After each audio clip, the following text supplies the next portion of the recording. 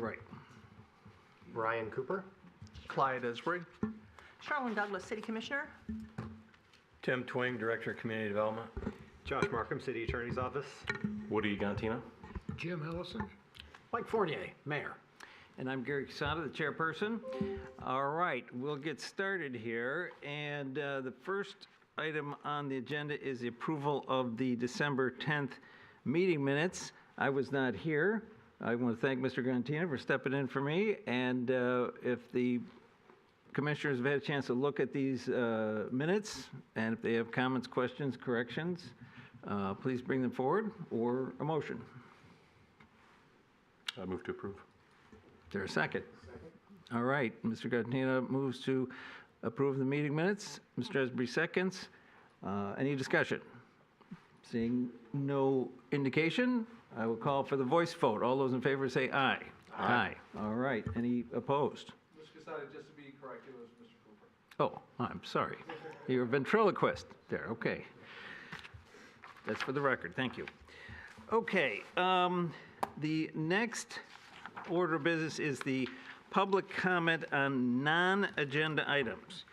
So if anybody in the audience has something to bring to the attention of the commission that is not on the agenda, then this is the time and place to do it. Please raise your hand, come on up, introduce yourself, and you have 3 minutes. Right there.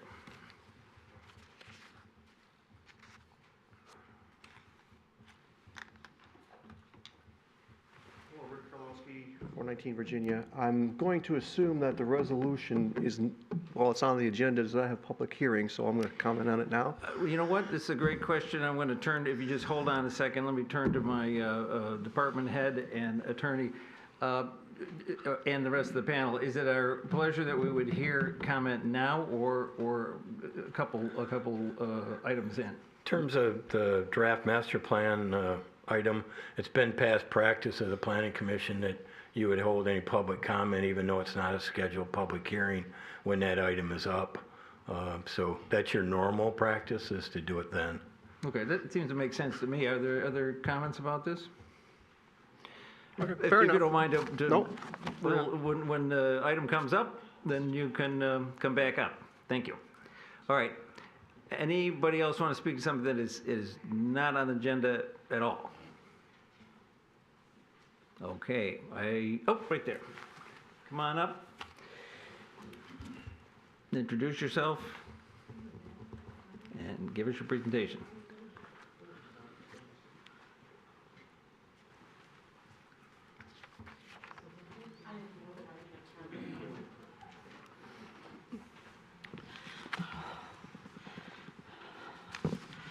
Nancy Poprovsky, Seeking Truth.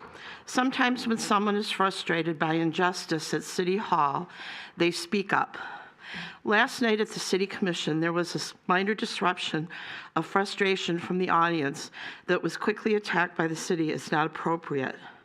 It was stated that this is not a football game, more like a courtroom. So if a minor disturbance is quickly addressed in a courtroom, what do we do to the courtroom or City Hall to address a liar? Attorneys and most people know in a courtroom there is the oath of affirmation. Do you swear to tell the truth, the whole truth, and nothing but the truth? So let's keep on the same playing field and make sure the officials treat both teams by the same rules and penalties. The residents at 4704 Rochester Road were promised important legacy trees would be saved, stated by Attorney Cowan, that represented the project. The trees were destroyed without notice to the public. This is criminal and a breach of truth and promise. In a courtroom, Cowan would be hopefully greatly penalized. But on the football field, they would probably knock the crap out of him. We are supposed to be civil. I hope the commissions act like they said we should, more like a courtroom, and heavily penalize the developer. This breach of truth and justice cannot continue like it has happened in other developer incidents. The developer gets no penalty or little punishment, and the residents get nothing but ruined neighborhoods with legacy trees wiped out.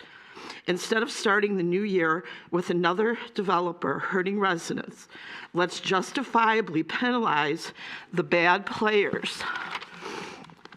At 4704 Rochester Road, this is needed for all of the trustworthy residents who were told on May 13th, 2024 by Mr. Cowan, we are saving 3 very large legacy trees, which are on Genesee, which is something important to the neighborhood and to us. On Wednesday, December 18th, the trees were destroyed without warning. I called the city that day pleading for them to intervene. They still haven't called me, and no matter what excuse is given, a trust was broken, and now the city must penalize the developer. This should be by going back to the residents with their input about reparations, with all due respect for their loss of trees that were promised to be saved, and also to protect and what they had no say on. That is the only just and truthful way to handle this situation. But in reality, this siding with the developer should have never happened in the first place, with 300+ signed petitioners questioning it. Thank you. All right, thank you. Right here. Hi, my name is Trish Oliver, almost 40-year resident of Royal Oak. Thank you to the previous speaker for her well-stated points. Just to follow up on that, yes, we were devastated to find that although 3 legacy trees had been part of the site plan to be retained and preserved, it was actually 4 on the site plan, and they were all taken down and turned into sawdust on December 18th. Merry Christmas, Royal Oak. The commission now needs to rescind the approval of that site plan because it was violated. It is your duty and the city commission's duty to enforce the approved plan. Make the developer start over without granting any zoning bonus or variances to political contributors the second time around.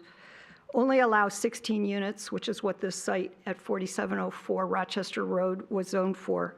This will reduce the parking requirements and parking lot size and allow a lot of green space for more new trees to be planted and a buffer between the horrible project and the neighborhood.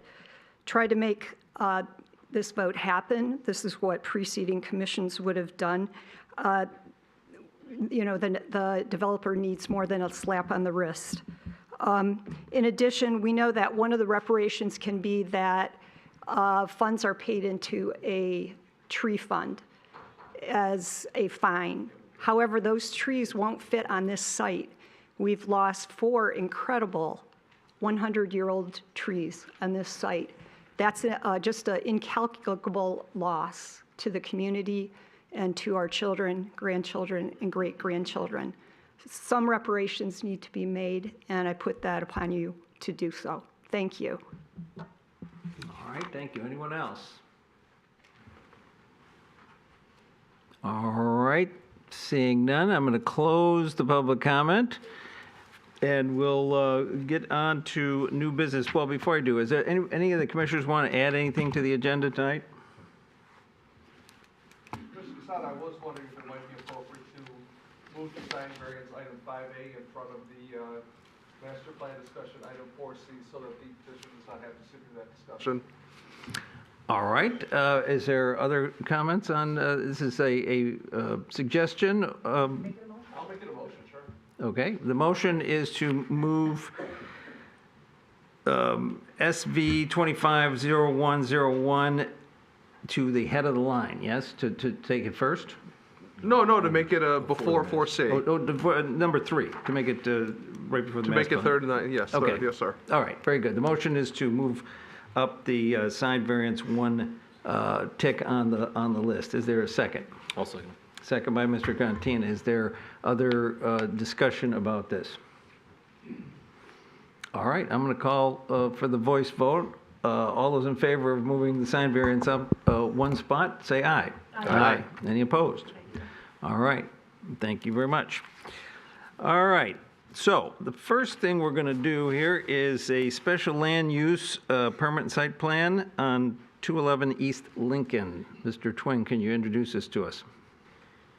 Certainly. You have a request in front of you this evening. The properties involved are on the northwest corner of Troy and Lincoln Avenue. The common address that we've been using is 211 East Lincoln, which is the fire protection building. It also involves 3 other properties, so there's a total of 4 lots that are included. There are buildings on 3 of the lots, and there's a vacant lot. It's been used for various storage of equipment, including some DPS storage materials. The petitioner is proposing to demolish all of the existing structures and build a multifamily development with some 209 units. Those units would start on the 2nd floor up through the 5th floor. The ground level would contain off-street parking with vehicular access from 7th and Troy. Because I should also say it's located in the central business district. In that district, residential units above parking are considered a special land use in the ordinance, and that's why you have the special land use report in front of you this evening. And there are some determinations that you'll have to make in regards to reviewing this proposal. One of those is related to the maximum height of the building. Let me jump back to the staff report.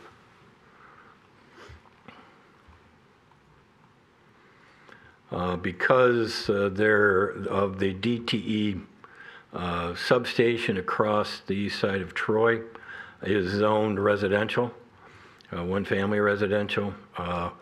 Within 100 feet of that zoning district, the maximum height under the ordinance is 30 feet unless you determine that based on the characteristics and location that they can exceed that height.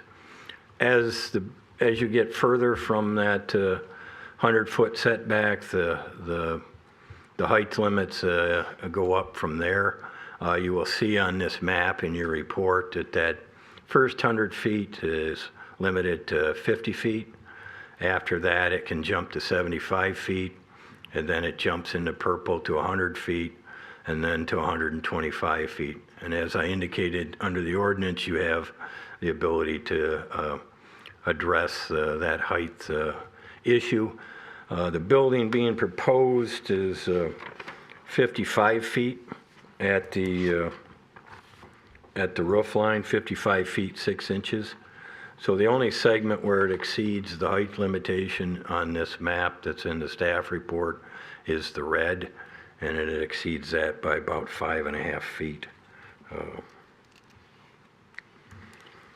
So you'll have to look at that and make that determination as you go forward. Also, because it is across from the residential, there's a determination of the setback on the building along Troy Street, whether or not you want to require 25 feet or something less than that is your determination. The plans that are in front of you pretty much build to a lot line. There is about a 5-foot setback at certain points because the building isn't necessarily square, and then there are additional setbacks at various other points, so it's hard to describe that it's one setback the entire length, but the petitioner may help you with that. Also, in terms of the height, any portion of the building over 40 feet that's adjacent to that would generally, under the ordinance, require the upper floors to then also be set back 15 feet, so you have a cake-style kind of building, if you so determine that that's necessary. The next item in terms of the scale of the building is the maximum height to width ratio in the ordinance is 1 to 3 feet. The east front facade is 1 to 6. The north and south facades are 1 to 4 roughly. Again, this is the ordinance suggests provisions. These are really your determinations. These are not variances that need to go to the ZBA. They're your decisions this evening. In terms of off-street parking, CBD requires 1.5 per unit. There's also a provision that allows the staff to waive 10% of the required number. We have determined that, and we have determined that the structure is, proposed building is in compliance with parking based on those provisions that I just mentioned, as well as the parking study that was provided by the petitioner, as well as recent decisions on prior approvals. Staff has determined that that's also appropriate. So they're going to have 284 parking spaces for the 209 dwelling units. One item that also relates back to the setback issue I mentioned previously under item C. If you grant the setback to be up basically on the property line of Troy Street, there's a provision that talks about having parking within the required setback. If your required setback is as proposed, they would be allowed to also put that underground or the parking on the grade level adjacent to that as well. Those are your determinations under the building design. One other item, a couple other items I will point out in the report. The access driveway to 7th, let me jump back to the plan.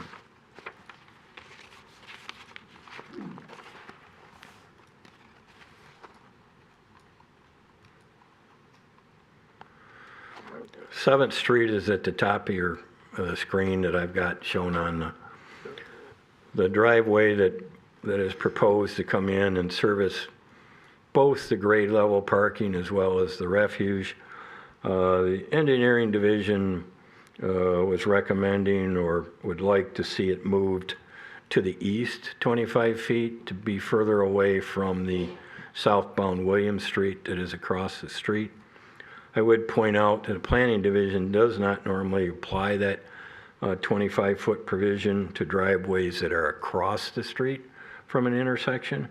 We've only applied it when the driveway is on the same side of the street to provide separation. Secondly, also the engineering department or division is suggesting that because it is in the CBD with a significant number of pedestrians potentially walking, that a pedestrian crosswalk be installed across 7th Street at that location.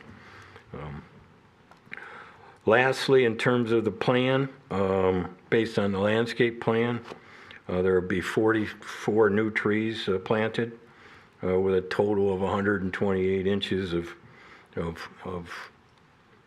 breast determination caliper.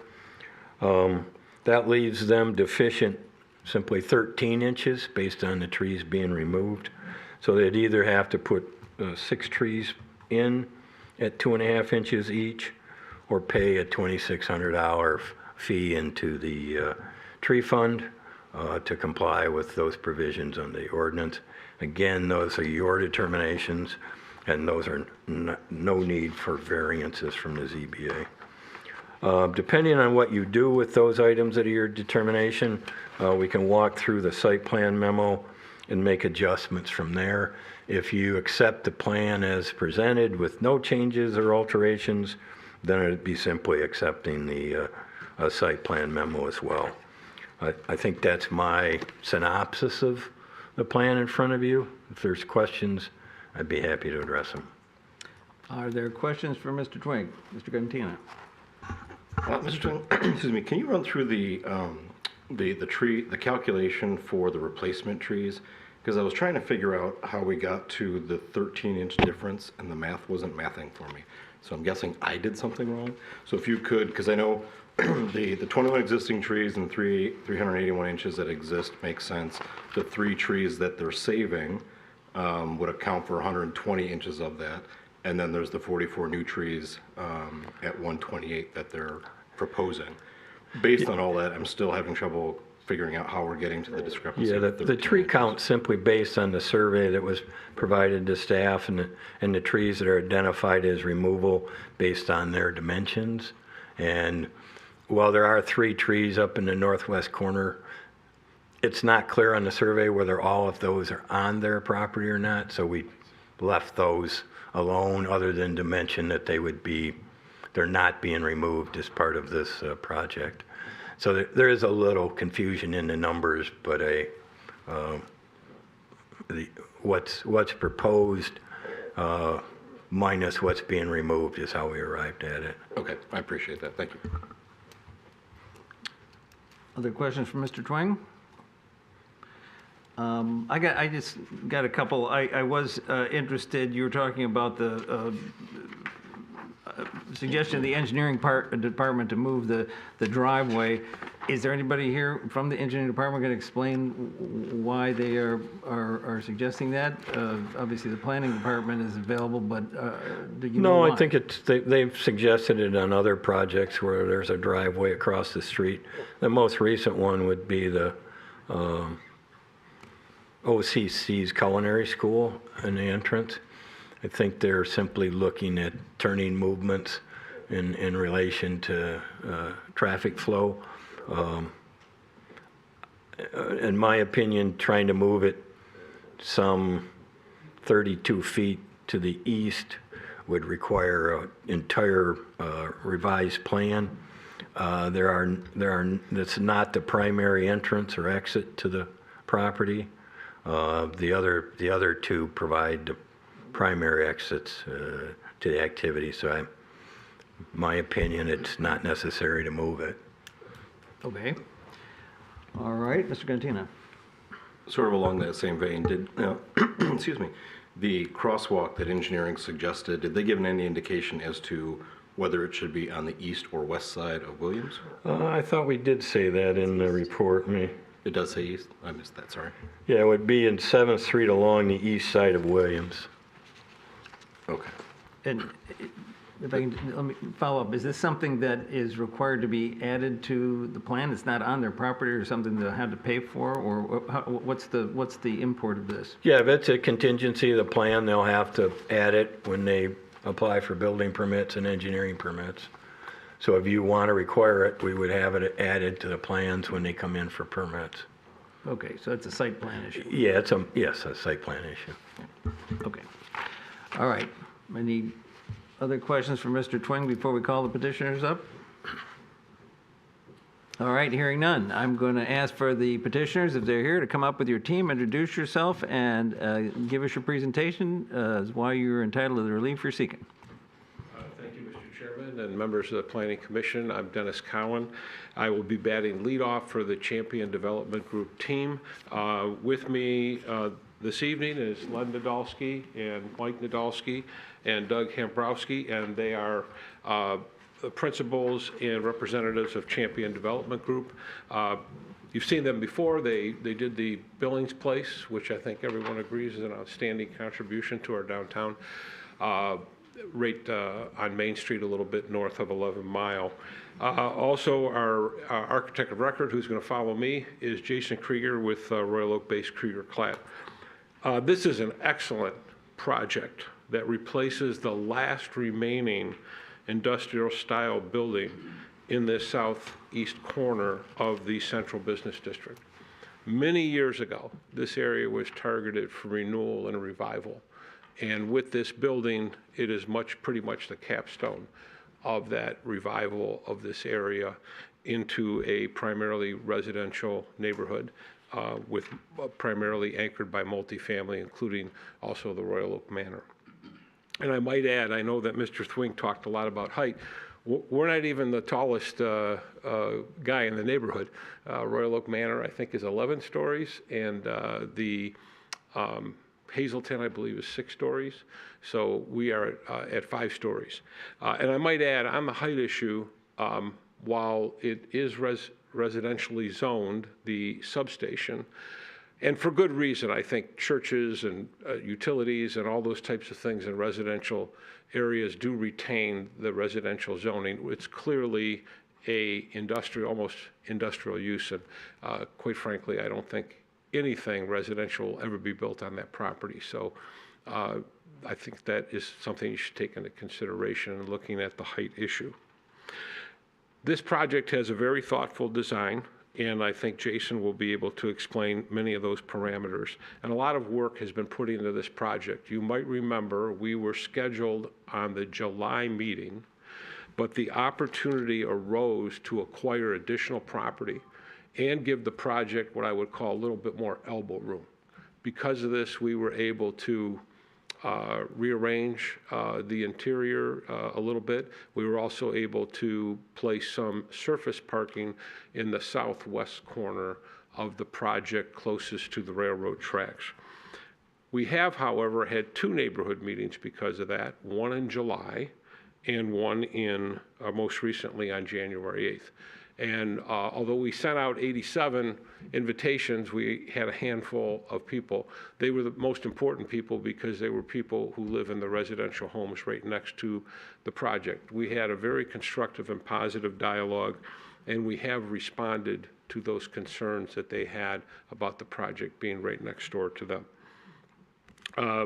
This is, as has been mentioned, a special land use and site plan request only. It's not a PUD, it's not conditional rezoning. This is going to be one-stop shopping for this project here at the Planning Commission. We also believe we meet or exceed the standards that you have for your special land use review. I have an attachment to the letter I delivered to the Planning Commission, and I'd be glad at whenever you're ready to discuss those in more detail. But at this time, I'm going to invite Jason to come up and walk you through the site plan. Good evening, Jason Krieger with Krieger-Klett Architects, 400 East Lincoln, Suite A. I'm going to walk everybody through the plan, and then we'll be available for questions and clarifications. So I think this is the beginning of the deck, isn't it, Tim? Okay. So we have some renderings that I think you've all been looking at. I think the takeaway from the first slide is that we have all masonry along the ground floor, and then all the building corners, the masonry goes full height.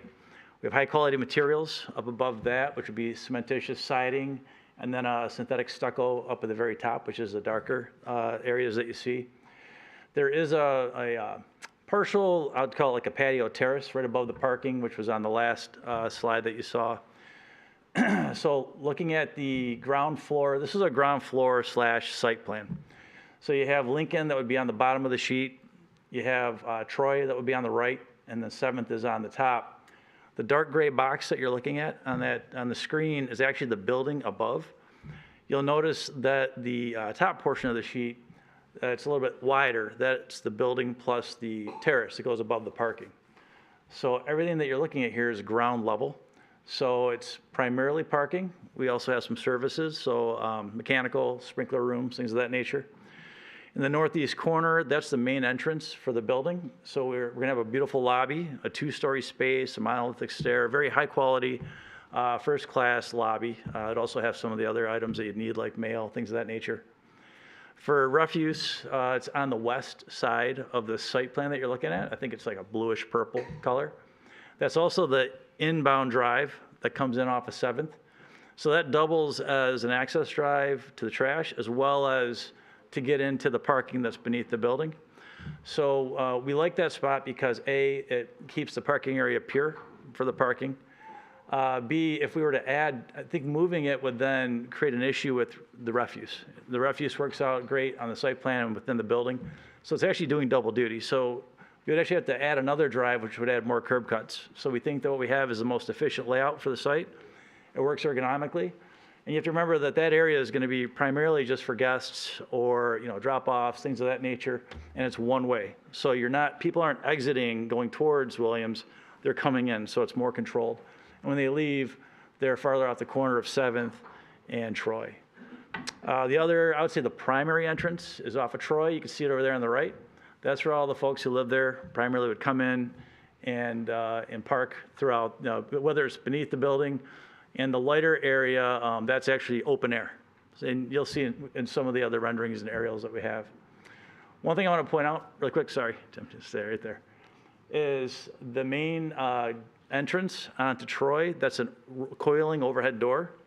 So from a control standpoint, even though it's an open air deck, quote unquote, it's not heated or anything, as cars are leaving, because this tends to come up, it's a controlled thing where cars have to stop, wait for the door to raise before they leave, so they can't just shoot out. Along 7th, there's going to be an arm that's going to do the same, have the same function. And then along Lincoln, on the bottom, those are more services, utilities, things of that nature. Mr. Twing mentioned the setbacks and how it's kind of skewed. So the property itself is skewed, the building's square. And you can see out along the right side of the building, there's some green space. So I think it's about 12 feet from the property line to the building on the southeast and 3.5 feet, I believe, 3.5 feet on the northeast. So because we have the green area, we're taking advantage of that. We're going to propose maybe some little like carve-ins and almost like pocket park type space, especially along the southeast corner. So we're going to do something that's nice for the public. It'll look pretty and give the building some nice identity and presence on the street. Next slide, please. So the next, I think 4 slides, it's the upper floors. So the parking's below you at this point, and then these are right above there. So it's a double loaded corridor that's in the shape of a C, basically. On the top area, that's that wider area that I was telling you about where it's a rooftop terrace. So the rooftop terrace is going to have hardscape, like pavers that you can walk out on. And it will have some areas that will have grass or some kind of ground cover. So it's a pervious surface, basically. And that'd be built into the structure. And we're working through the constructability of that and the different options, but it will be an actual grass or some kind of green space. The yellow area on the upper right, that's the common area that walks out to the patio. And then the units just sort of circle around. So the folks who are in the middle of the C, they would be looking down into the parking lot. Okay. Next slide, please. So the next couple floors, they're basically the same. Apartments going around. Next slide. So if we stop here just for 1 second. So at the very 5th floor, very top floor, on the northwest, that's where we have a small amenity space and a little rooftop patio that faces towards the downtown. And then the next couple slides are building elevations. I think the renderings do it more justice, but like I said, it's all masonry around the ground floor, on the corners, and then durable materials as you go up from there, whether it's a synthetic wood or synthetic stucco. These developers keep their properties for a very long time.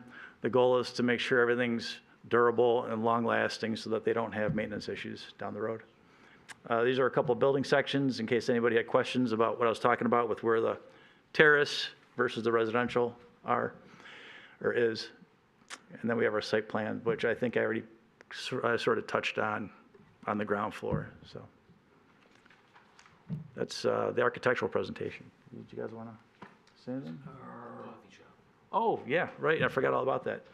If we go back to the first floor, please, Mr. Twing. There's on the ground floor, there is a coffee shop. It's very small, intentionally. It's quaint, boutique-y, and that would be for the residents as well as any guests or folks who are walking by, going into downtown or walking by.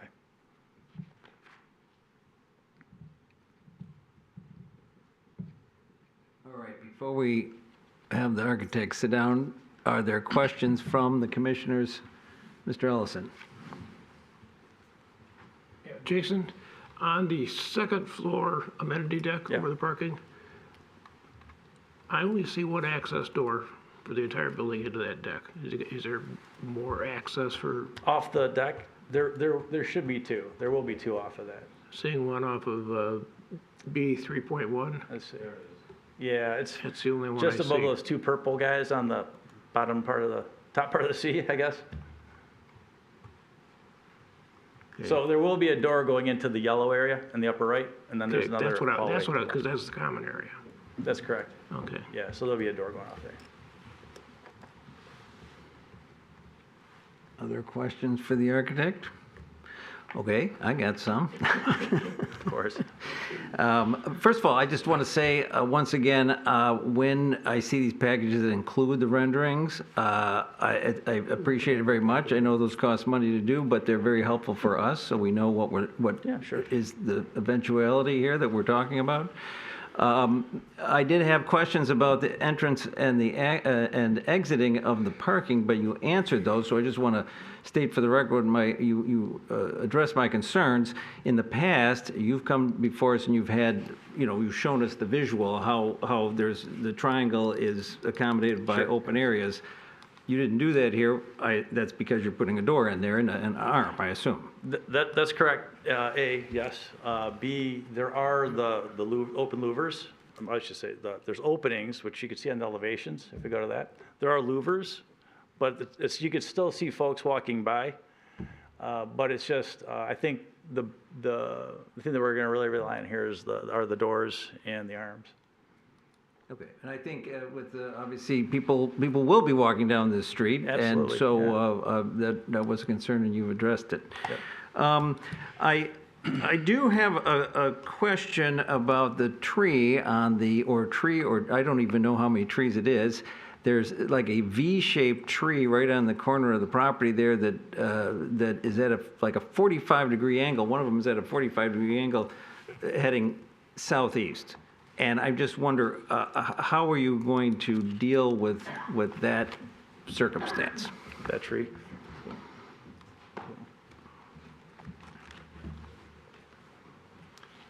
Doug Hamborski with the development team.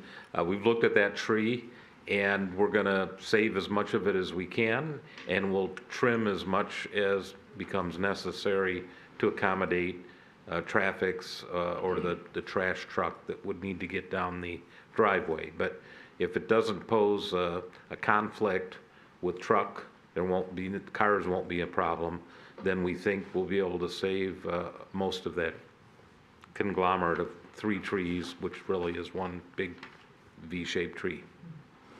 All right, I've been out there, I measured. I don't think your average pickup truck is going to get in there unless you chop the one off, but, and it also looks dangerous to me. Quite frankly, I have big trees on my property that fell over or almost fell over. So I guess we're probably going to talk about this tree more, but I just want to say that branch, that trunk of that tree probably needs to go. Our intent is to save it if possible, trim it where needed. So. All right, thank you. Thank you. All right. Other questions, Mr. Gantina? A few questions on the parking. Are the parking spaces going to be assigned spaces? That's an ownership question. Yes. Yes. And am I understanding the layout correctly in the sense that the northern section of parking within the parking area itself, is that separated from the southern area parking? It is, yes. Okay. And then, excuse me, there's also reference to EV chargers available for the residents. Is there a count to the number of chargers that are going to be available or where they're going to be located? Yeah. So hi, I'm Michael Nadolski with the development team. Just to touch on the parking. So the northern half is going to be 29 spaces. While we operate Billings Place at 221 North Main Street, and I'm there daily managing the inflow of residents and leasing activity, we found where do guest parking go. So I wanted to just touch on 29 spaces will be for guests, the boyfriend, the girlfriend that comes and visits, the parent that comes to drop something off for their kid. And then for EV parking, right now at Billings Place, we have 87 parking spaces. We started with 6 EV chargers, of which for the past 4 years of operation, we've only ever had 2 in use. Now, that's not to say it's changing. We did prep our building with a larger transformer and pre-wired all of the conduit runs so that we can accommodate the EVs. But what we do when we need it is, because we will have the upgraded transformer and the runs, my team can just purchase the EV charger, and then we prorate those charges back to the resident. So to start off with this building, I'd like to be at 6 to 7 just to start, and then we can see and accommodate those that need it. And yes, parking is assigned in all the buildings. That's one thing for resident satisfaction we do really clearly is assigned parking, and we manage that. So with our on-site teams and security, if someone's in my EV charging space that's not supposed to, we're getting a text message, we're calling the resident, we're making the accommodations, moving them around and getting that car where it needs to be. So those chargers will be located in the controlled parking area, not necessarily the guest parking area? That's correct. Okay. Then the only other question I had was there was also reference to a fitness center. It's not clear on the drawings what floor, which Second space floor. that's going to be in. It's going to be in that yellow space on the second floor, In the amenity space? in the amenity space. Got it, Yeah. okay. Thank you. All right. Any other questions before I ask another one? Okay, probably you. When you look at that substation for DTE, you have to say, geez, that doesn't look like it's going anywhere. But for the record, did anybody talk to DTE about their plans? Well, I have not. Has anybody shared with DT?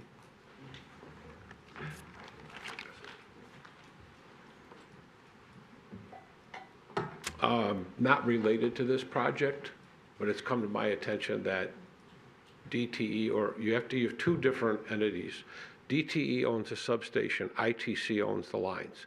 I think in the future, you're going to see some expansion of DTE's operations. On that site? No, it may be at that site and maybe nearby. Okay, I just, one of the things before us is we were considering, you've asked us to consider that there probably isn't going to be any change in the use of that parcel, but my question was, did somebody check on that? Yeah, we haven't, I don't know if we specifically have, go ahead, Doug. Yeah, we've been in discussions and met the DTE planner to discuss power to the building and how power will arrive, and there's some lines we may have to move or provide easements for. And so we've been in touch with DTE at that level and started those discussions. Okay, but you understand my question was that just, it would be a question you might ask, is if there's any intention to do anything with that property other. So when we were on site with the DTE planner, she did make reference to when 696 corridor was made, one of the last remaining substations in Royal Oak was that site. So from her interpretation and explanation of how power works and 696 corridor blocked certain power, that site's going to be there from her perception forever. In fact, if they need more power in Royal Oak, that's one of the areas they'll look at to expand power. Okay, thank you.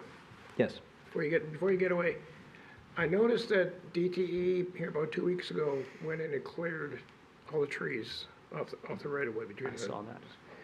Did that give you any indication that they're going to be expanding their, I mean, I'm hoping they're gonna build a wall like they have on 11 Mile and Sherman, but they haven't given you any indication? They have not.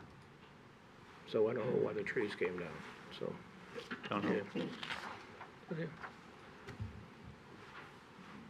All right.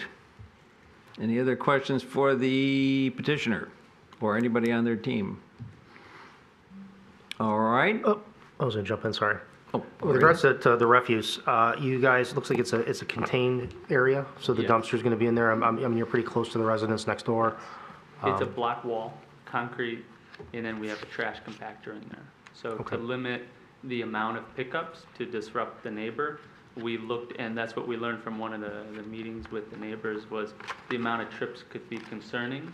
So we put in, or designed around to put in a compactor so that we can compact our trips. It is private service for these buildings, so we contract out as a management team the service that we would have.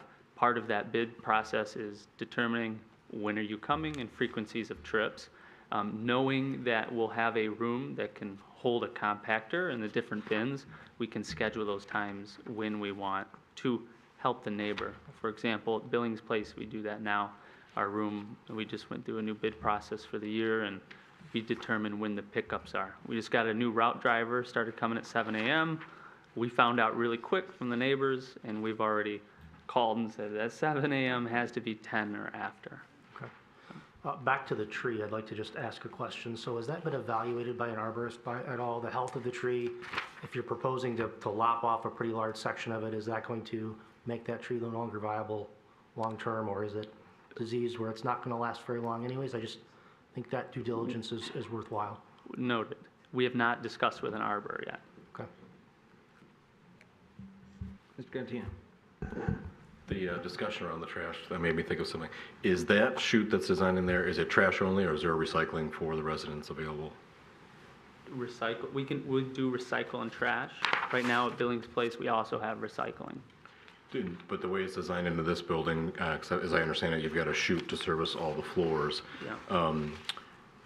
Will you be able to, I guess, provide both to the residents such that they don't necessarily have to bring recycling all the way down to that refuse? That's room? correct. So your refuse mix is really interesting in that what is recycled. So as we do our, right now we have trash rooms per floor. And I have found that residents, we have 19 units per floor, usually about 20 to 23 people per floor over at Billings Place. Most of the times what's recycled is large cardboard. The things that you'd think like pop cans and water bottles, very rarely do we fill up ever our, I think it's a 45-gallon pole, like what you'd put out at your house. And we have that on each floor, and we put it down to our designated recycling bin for pickup. But 90% of the recycling is cardboard, which would not, it's huge boxes. When people move in, it's their dressers are being dropped off, their mattresses are in a box, those large boxes. So in chutes, it's a recipe for disaster, but in that room where we have the chute, we would likely accommodate some sort of recycling bin like we do now. Right, that would be And per schlep it down. floor. Per Your floor. staff would bring it down. Yes, Because the yeah. chute's for trash. Yeah, and we do have on-site maintenance that cleans those That's right. rooms, takes that trash or recycling down each day. That's right. And that refuse room, you reminded me, thank you. It is large enough for multiple bins, as you mentioned. Also, it's large enough for bulk items too. So if somebody had a box spring or something like that, you're not gonna see it, in the hallway or on the street. You could they'd put it there, they'd talk to management, put it there, and then you guys would have it taken away. Perfect. Yeah. All right.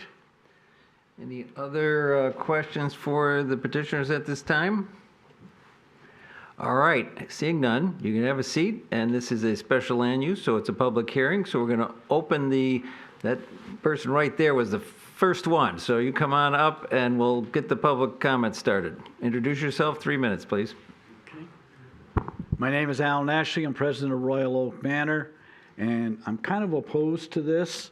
When they were proposed the 105, I was having eye surgery, so I didn't attend it. I never got the other notice for this new one. Just to let you know, Royal Oak Manor is deeply affected by your Alan, 200. we need you to talk on the mic this way. Well, okay, I'm just saying that I never got a notice about the 209 apartments at Royal Oak Manor. Right now, we have a parking lot on the corner of Williams and 7th. Two entrances and exit for those are the same is on 7th Street. This exits will affect our parking lot. Just to let you know that you're looking at 209. We're going to play a little math game. That's 418 people in this complex.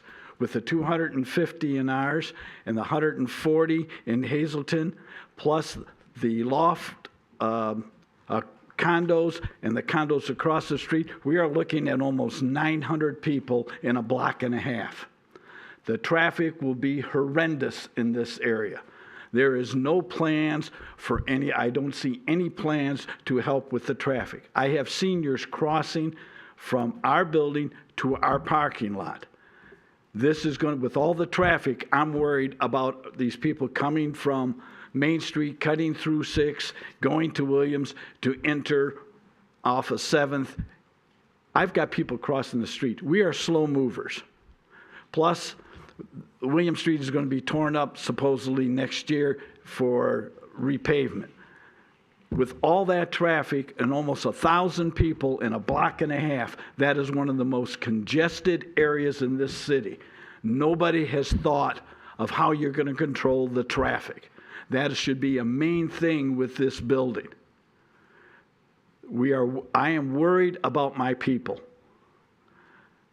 And this building is dangerous for our people, because if something happens like the YMCA builds across the street in that big P7 parking lot, there will be no street parking whatsoever for any visitors coming to Royal Oak Manor or Hazelton or the people on Troy, because it'll be just taken up by other people. So this is a congested area. These people have got to think of how you're going to control the traffic and alleviate all the congestion, because this is a dangerous area. Thank you. All right, thank you. Got second fellow right there.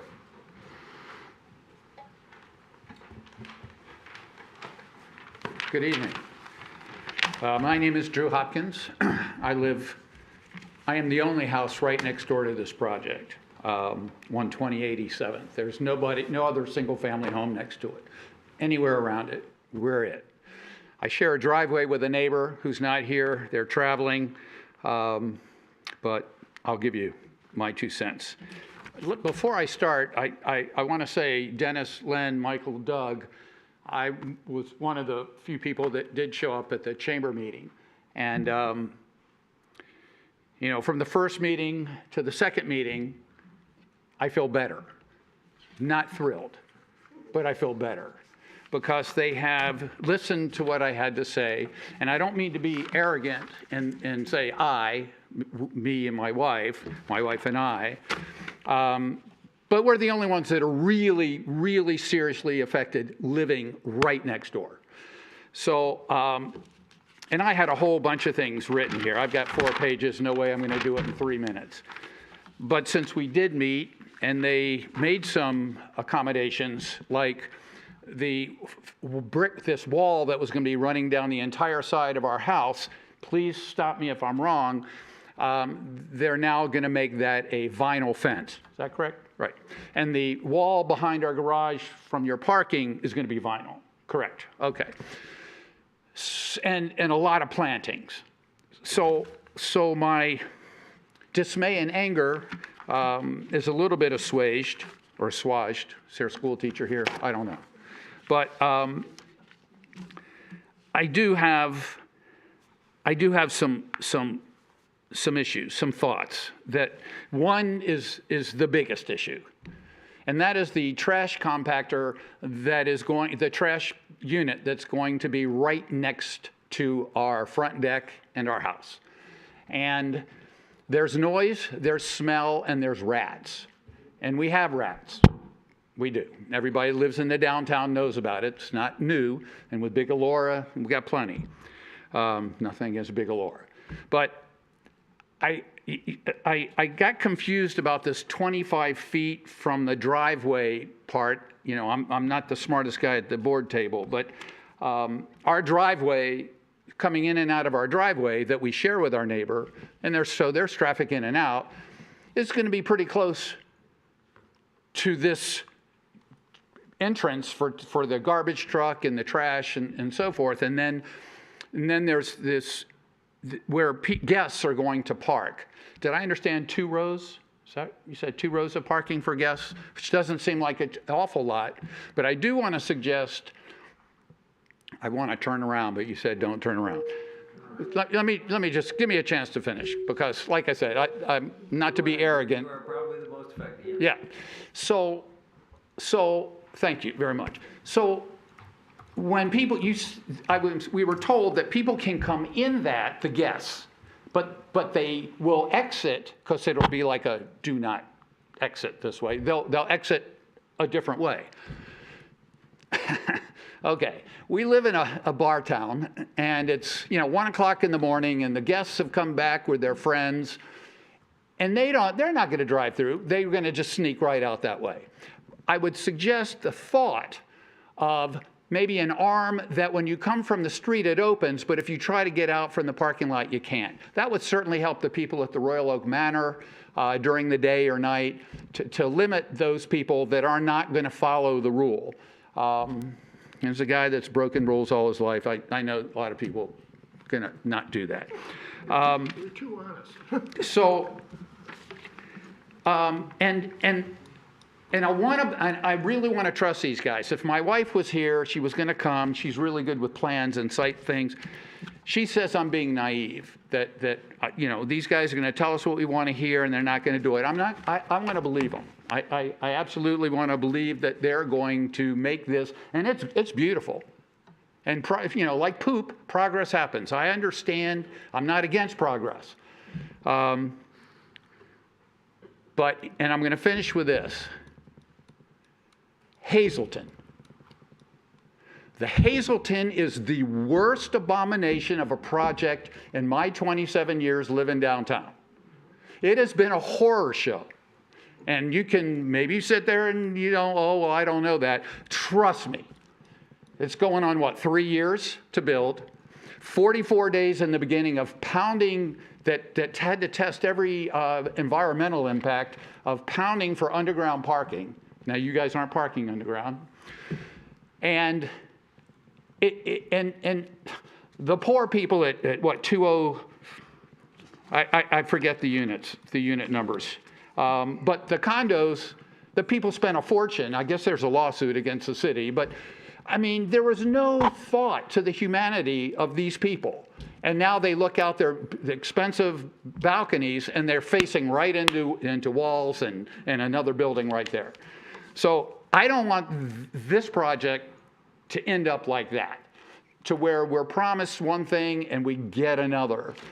You've got this big, huge brick wall there from concrete wall. And I want to make sure that from a planning commission that you guys make sure that the plans that are in place are the plans that are followed. And to the gentleman who's the president of the Royal Oak Manor, he's absolutely correct. Traffic is going to be changed immensely. And you're going to want to think about the lights at Lincoln and whatever. It's just... I'm going to ask you to wrap up. Okay. Well, All right. That's what I... All right. Thank you very much. Back here.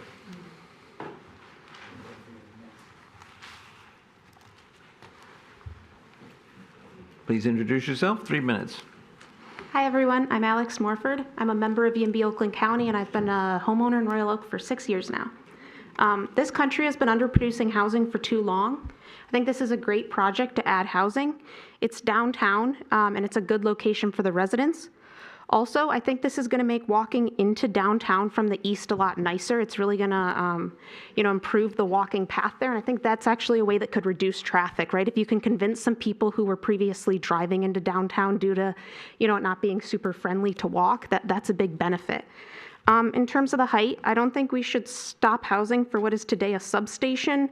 We won't be impacting any existing residents to the east today, and I think that's the important part. So thanks for your time, and please support this project. Thank you. All right, thank you. All right, anyone else? Right there.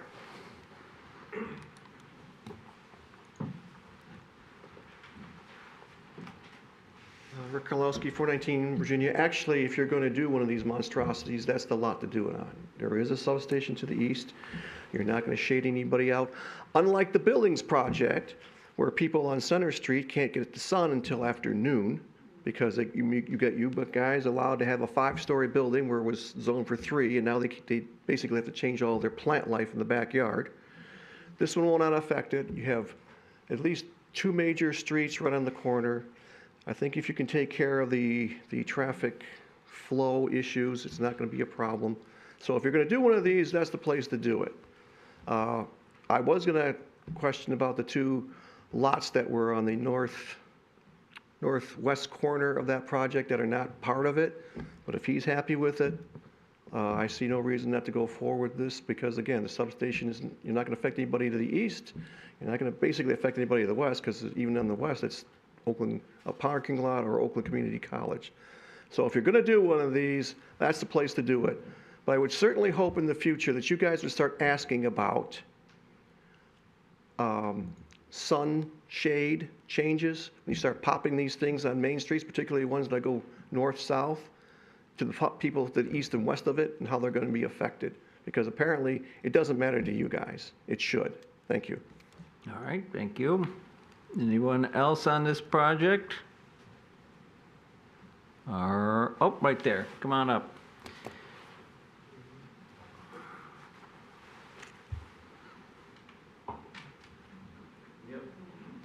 Please introduce yourself in 3 minutes.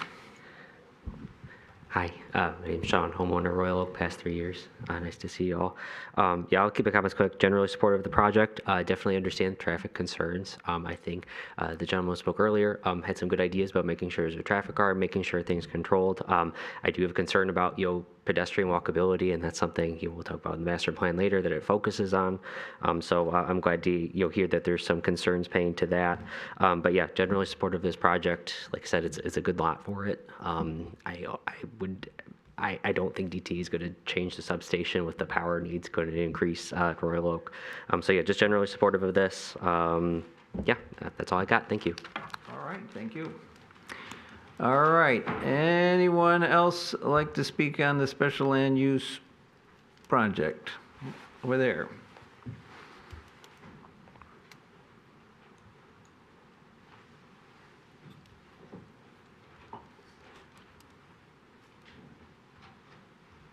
Nancy Poprovsky, Seeking Truth. We hear from the City Commission, and I quote, that if our kids grow up to be a letter carrier, police officer, firefighter, teacher, etc., and they can't find a place to live in our community, well, then shame on us. End of quote. Most children living in Royal Oak are white privileged and with future college and good jobs in their future. What about the kids that live in Detroit that families can't pay over $800 a month? Shame on developers who never answer when I've asked them over 6 times if their proposed project rent is affordable. They act like they're doing a good deed saying affordable, when in reality, they won't build where there isn't big profit, like an economically challenged neighborhood in Detroit, where people might have 2 or 3 jobs and doing the best they can. They just want their neighborhood to improve, like born into privileged people have. From what I see, the master plan is a plan for profit more than people. I'm trying to stay hopeful for everyone's future. The project on Lincoln, with over 200 units, should only be truly affordable, not just privileged affordable, to be granted approval. This is what the city and YIMBYs have been preaching to impress the public. Please practice what you preach. This picture is of someone's reality in Detroit about housing. This is all they can afford. Pretty dilapidated. And still, they write on their garage, stay positive. Let's help real people in need and not just privileged ones. And about the trees, 21 that they're going to take, mature trees, scrawny saplings take 30 years to mature. That's not a trade-off. And to the YIMBYs who encourage you to walk, what if you can't? All right, thank you. Anyone else? Okay, I'm going to close the public hearing. I'm going to bring it back to this side of the table for discussion, questions for our staff, council, each other. You can feel free. We can call the petitioner and the architect back up if you wish, but Mr. Garantina, I know you're ready to go. Well, I just have a question, clarification for my own self. We are just tackling special land use right now, correct? We're going to get to the Special site land plan use is after? first, yes. Okay, just want to make sure. Okay, that is the question on the table. Thank you for clarifying there.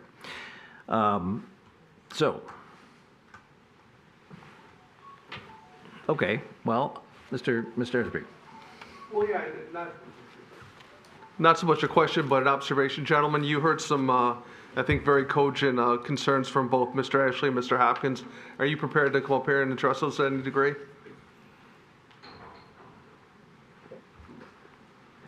I just want to address the traffic concerns. 95% of the traffic from this project will come off of Troy Street. There's no need, it is possible that if somebody is downtown with their car, they could come down 6th or 7th. That's a very inconvenient way to go. There's two very direct routes to go on Lincoln or Troy, and the entrance is purposefully put on Troy, and main entrance and exit is purposely put there. We do have the 28 spaces, so there will be some traffic that comes on to 7th, but this was purposefully designed to take traffic away from the rest of the neighborhood and those who live there, including Royal Oak Manor. I think we've faced this kind of concern in almost everything we've done in the downtown. And every time it happens, like when the 5th went in, everybody thought, oh my gosh, all these people are coming in, it's going to destroy Washington and other streets. It doesn't happen. People find their way around, and we would certainly, if there is a problem that developed, would participate in any study that would lead to any traffic calming or other necessary type of measures that could be made. But again, the traffic is going onto Troy and is purposely being diverted away from the rest of the residential buildings in that vicinity. And did you want to add something on that? Go ahead. We commissioned a parking study, and it showed, by the way, we didn't go through the split of studio, 1-bedroom, 2-bedroom, but of all 209, there's only about 20% that are 2-bedroom units that would have a larger population. The net of all of that is that the parking study showed that we would be able to operate with about 215 spaces. We're providing more than that. The net of that is there's actually going to be lower traffic than there otherwise could be based on the zoning ordinance calling for the 1.5 for every unit. It doesn't differentiate between 1-bedroom and 2-bedroom. So between purposefully locating the entrance and exit on the northeast corner on Troy to address traffic concerns, we feel that, that this project should be well managed for the neighbors in the community. And as far as the parking goes, we have a 1.36 ratio, which is one of the highest in the area. We have 284 parking spaces. We believe that is more than enough for what we have. There's no reason, and we have 29 guest spaces. So unlike other multifamily in the area, so we think that that'll accommodate the visitors as well as the tenants, and there'll be no need to be using on-street parking or being involved in anybody else's parking in the area. And I did, Mike wanted to talk about the trash compactor that we have and the reason why it's placed where it is. Go ahead. So when we started looking at this overall site, one of the things that we observed is how a truck pulls in. And very clearly, if you're walking Lincoln, you have the railroad backing up. When those gates are closed and the railroad traffic's there, you also have railroad crossing signs. We knew that that street wouldn't be a good street for it. And then the Troy itself, backing onto Troy with two-way traffic. If you walk it, it's a collector road, and it is getting people to and from where they need to be. So I know that drivers picking up trash want to be as quick and efficient. So backing up traffic there, especially if there is a railroad coming, could be a problem. So in addition to having a one-way entrance into that designated the part on the north section of the parking, the trash compactor room is going to be concrete. It's block, it's filled with concrete. There's not going to be sound that's going through. And the sound of those compactors is not something that is like a big truck rumbling. It's fairly quiet, and it's not quiet, but it's going to be contained within that room, so the neighbor is not going to hear it. In addition, that room itself and all of our trash rooms, we will have on-site maintenance there and janitorial, which will tend to and keep that room clean, smelling as nice as a trash room can smell. Our trash rooms now, we hose out. We have a hose bib inside. We're hosing our bins out. We keep the air fresheners in there because it's a point where residents, they will be going in there sometimes, even with trash chutes and recycling hauls from our management. Our residents will throw out a box spring or something when our maintenance is breaking it down. So those areas are viewed by our residents, and we want our residents to be happy. And that area shows how we keep a building. So it's going to be clean, smell nice. One of the things in Royal Oak and the rats, and I heard, is pest control. In our existing building, I will say in 4 years in our trash room, one of the first, I was nervous about rats. I live 11 in Maxwell, and I saw them as we were building, and we bought the rat traps, put them in our room. I've never caught a rat at 11 in Maine. So we do keep that room nice. We also check all the rubber railing on all of our garage doors. You know, when they come down, the rubber, we make sure nothing's chewing at it, and if they ever do, we replace that right away. I just got a quick question. I think that I appreciate what you're saying about the room, the concrete room and the compactors, but the truck obviously makes noise. And just out of curiosity, how often do you have the truck come? Is it every day, or is it? So with the compactor, having the compactor itself, we can limit the trucks coming. We anticipate, and our goal is to aim for 1 pickup a week, where they roll out the compacted yardage, the big bins on wheels. So for example, right now, some buildings may have 4 or 5 4-yard or 6-yard roller dumpsters. We can now take that in what could be another building, 4-yard dumpsters into 1 rolling dumpster. So a building that could have 4 pickups could now be reduced to 1 pickup because it is compacted. All right, thank you. Actually, I have 2 questions with that as well, if I can jump in. So with the refuse room, that's generally ventilated to the outside, correct? There's an exhaust? Yes. Where does that go? Where is that exhausting out? Is it? Up. So is there concern of wind swirl? I mean, again, you are that close to the resident, mentioning next to a deck. If there's provisions that can be made to kind of elevate that or get that more so out of the way. Can you run that through the roof? If you've got a chase, that would probably be the best, I think, for everybody. Yeah. And solve it. And then also with the trucks coming in, we're talking about that being one way. Is the ceiling height in the parking area large enough or high enough for that truck to travel all the way through, or is it going to be pulling in and backing out? The truck would have to back The truck will have to back up. The other 7th Street entrance will be for, cars and trucks and vans, people who are coming to visit. That is tall enough to accommodate them going out to Troy Street, but not for the garbage truck will have to back out of that space. It'll back up, and then the maintenance folks, the bins aren't that big, so it compacts them. They'll just wheel out the bin, take it, wheel out the next bin, take it. So it's pretty much handled just right outside. Okay.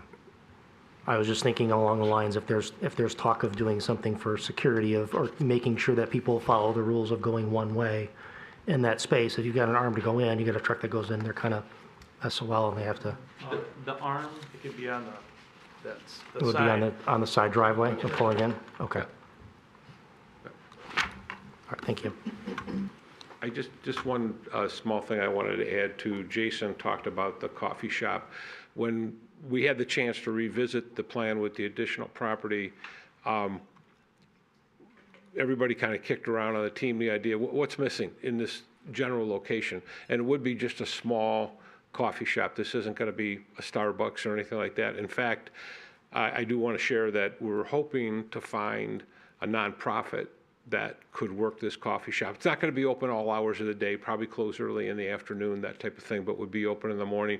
As you know, if you've been through the area, there's a lot of people who walk their dogs. This would be a great place to stop by in the morning, but we're hoping to expand it into more of a community-based type coffee shop, and that's going to be our goal. So if any of you know of any groups who do that kind of thing, please let us know. We've already made a couple inquiries, and we're going to try and find someone to be the operator and to benefit the community. So, okay, thank you. All right, thank you. Back to the side of the table for now. There's further discussion on this. I guess I'll just pipe up. I think it's a good project. If somebody makes a motion, I'm going to support it. I think some of the major concerns have been addressed. But I'd like to hear from my colleagues and Mr. Gandina. I guess I'll chime in. I do want to make some comments that I hope will benefit the community in terms of clarifying the fact that we as a planning commission, we have limited purview here. So this is a special land use request, meaning that it's an allowable land use as a special land use. And so we're really being tasked with evaluating whether the use that the applicant is proposing is a good one, and it meets with the criteria and the standards for what is allowable on that site. Because of that, we're somewhat limited in what we can review here. Housing, I think, is a good use of this site, so the special land use does make sense to me. And the relief that's being requested to execute on the special land use, I think is reasonable for a project of this site and scale and complexity. But I do want to make sure that the community understands that that's really all that we have the ability to look at right now in terms of what we're reviewing. Is this use that's being proposed by the applicant acceptable for this site by the criteria that we're applying to it? And that's it. So just want to clarify that. And I would just say that the criteria that we're looking at is, but I got to stop myself. I see there's a new system which is adopted in some other communities where there's one single packet with page numbers, so I can actually say on the record that the criteria is on page 17 and 18 of 98. And that's what we're looking at and applying here. And again, myself, I've looked at all of them. I think that there are some accommodations we're making. For instance, the height on the east side, I think that's already been addressed. We don't think DET is going to change. Second of all, as much as I like to see the top floor step back in that situation, it also leads to patios up there, which are dangerous in terms of they leak sometimes. So I don't mind that they're not stepping back. I think they've done a good job here. I think our architect has done a good job addressing a lot of the issues. I am curious if perhaps the roof deck, I think that's a great idea. I wonder why it isn't bigger, but that's probably, that's a design issue. But I think it's a good idea to have it there. So I like the project. I'd agree with that. I think it's been said, if we're going to build these, this is the ideal location. You're bound by railroad tracks, a gravel parking lot that's been there forever for Royal Oak Ford, which is probably going to be redeveloped, but it's central business district. It's walkable, so people aren't going to be in their cars all the time, aside from just leaving for work in the morning and coming home. So I think it's a great fit. All right. Is there any sort of a motion percolating in somebody's brain? Mr. Ellison. I'll move the special land use permit. Okay, there's a motion by Mr. Ellison to approve the special land use. Is there a second? Second by Commissioner Douglas. All right, is there further discussion? Yeah, I just want to say the proposers here, the developer, the architect, have learned their lessons across the experience in the city and have brought, I think, some of the best practices and thoughts and processes to this. And I think it's a development that is going to serve the city well. It's very well located. It's very well designed. And I'll just say that I've been on this commission for 20 years, and this is the first time I've ever heard the word assuaged used. So style points. Yeah, I think it's a good project. I'm happy to support it. All right, and I will only say that I will find out if they learned their lessons when we see the lighting package. Okay. Okay, go ahead. Yeah, since I made the motion, let me add my comments. I think it's a good project. This developer, I think they did a good job with the Billings Place, and in spite of some hardships we may have had, it's worked out well. But sometimes people lose sight of the fact this is a downtown zone property. It's not a residential property. We're not sitting up on something. This is downtown. You're going to get business. You're going to get traffic. You're going to get intrusion. And anybody who chooses to live downtown has got to accept those as a fact of life. You're going to have traffic. So it's not enough to sway me that we have traffic back up. I mean, I live that area. I'm looking forward to this. I think it's going to be better, but I think it's a good project, and I thank them for bringing it to us. Mr. Mayor. Yeah, I don't want to repeat what everyone else has said because I concur.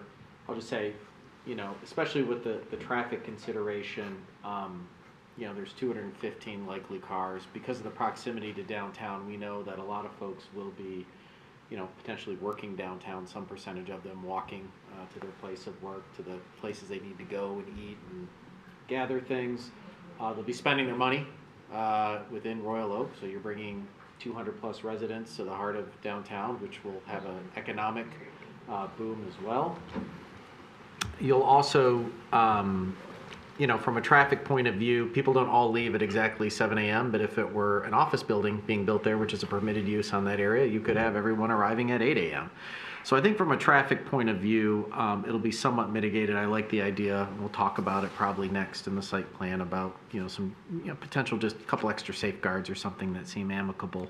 But great project. I think it cleans up a corner in our community. And I do agree with the person that came to public comment. I didn't give quite consideration to it, but when I think about it, my wife and I and our dog, we walk this route all the time down Lincoln, and it does get a little, I can imagine this will brighten up that corner and certainly be more attractive and more encouraging for folks to, want to make their way to the downtown with a walk versus a car. So I think it checks all the boxes. It will bring everything we're looking to bring to the downtown and surrounding area and to the community. And I think we have a developer and team that has a proven track record of doing great work. So I'm excited to see where this goes. All right, thank you. Any other comments? All right. The motion is by Mr. Ellison to approve the special land use, second by Commissioner Douglas. If there's no further discussion on this, I'm going to call for a voice vote, taking the temperature of the committee here. All those in favor of the motion, say aye. Aye. Are there any opposed? Hearing none, special land use passes. Congratulations. Now we're on to the site plan. So we went through a lot of the site plan issues. I think I heard somebody on to my left saying there might be some others. So we, if there are, let us discuss them.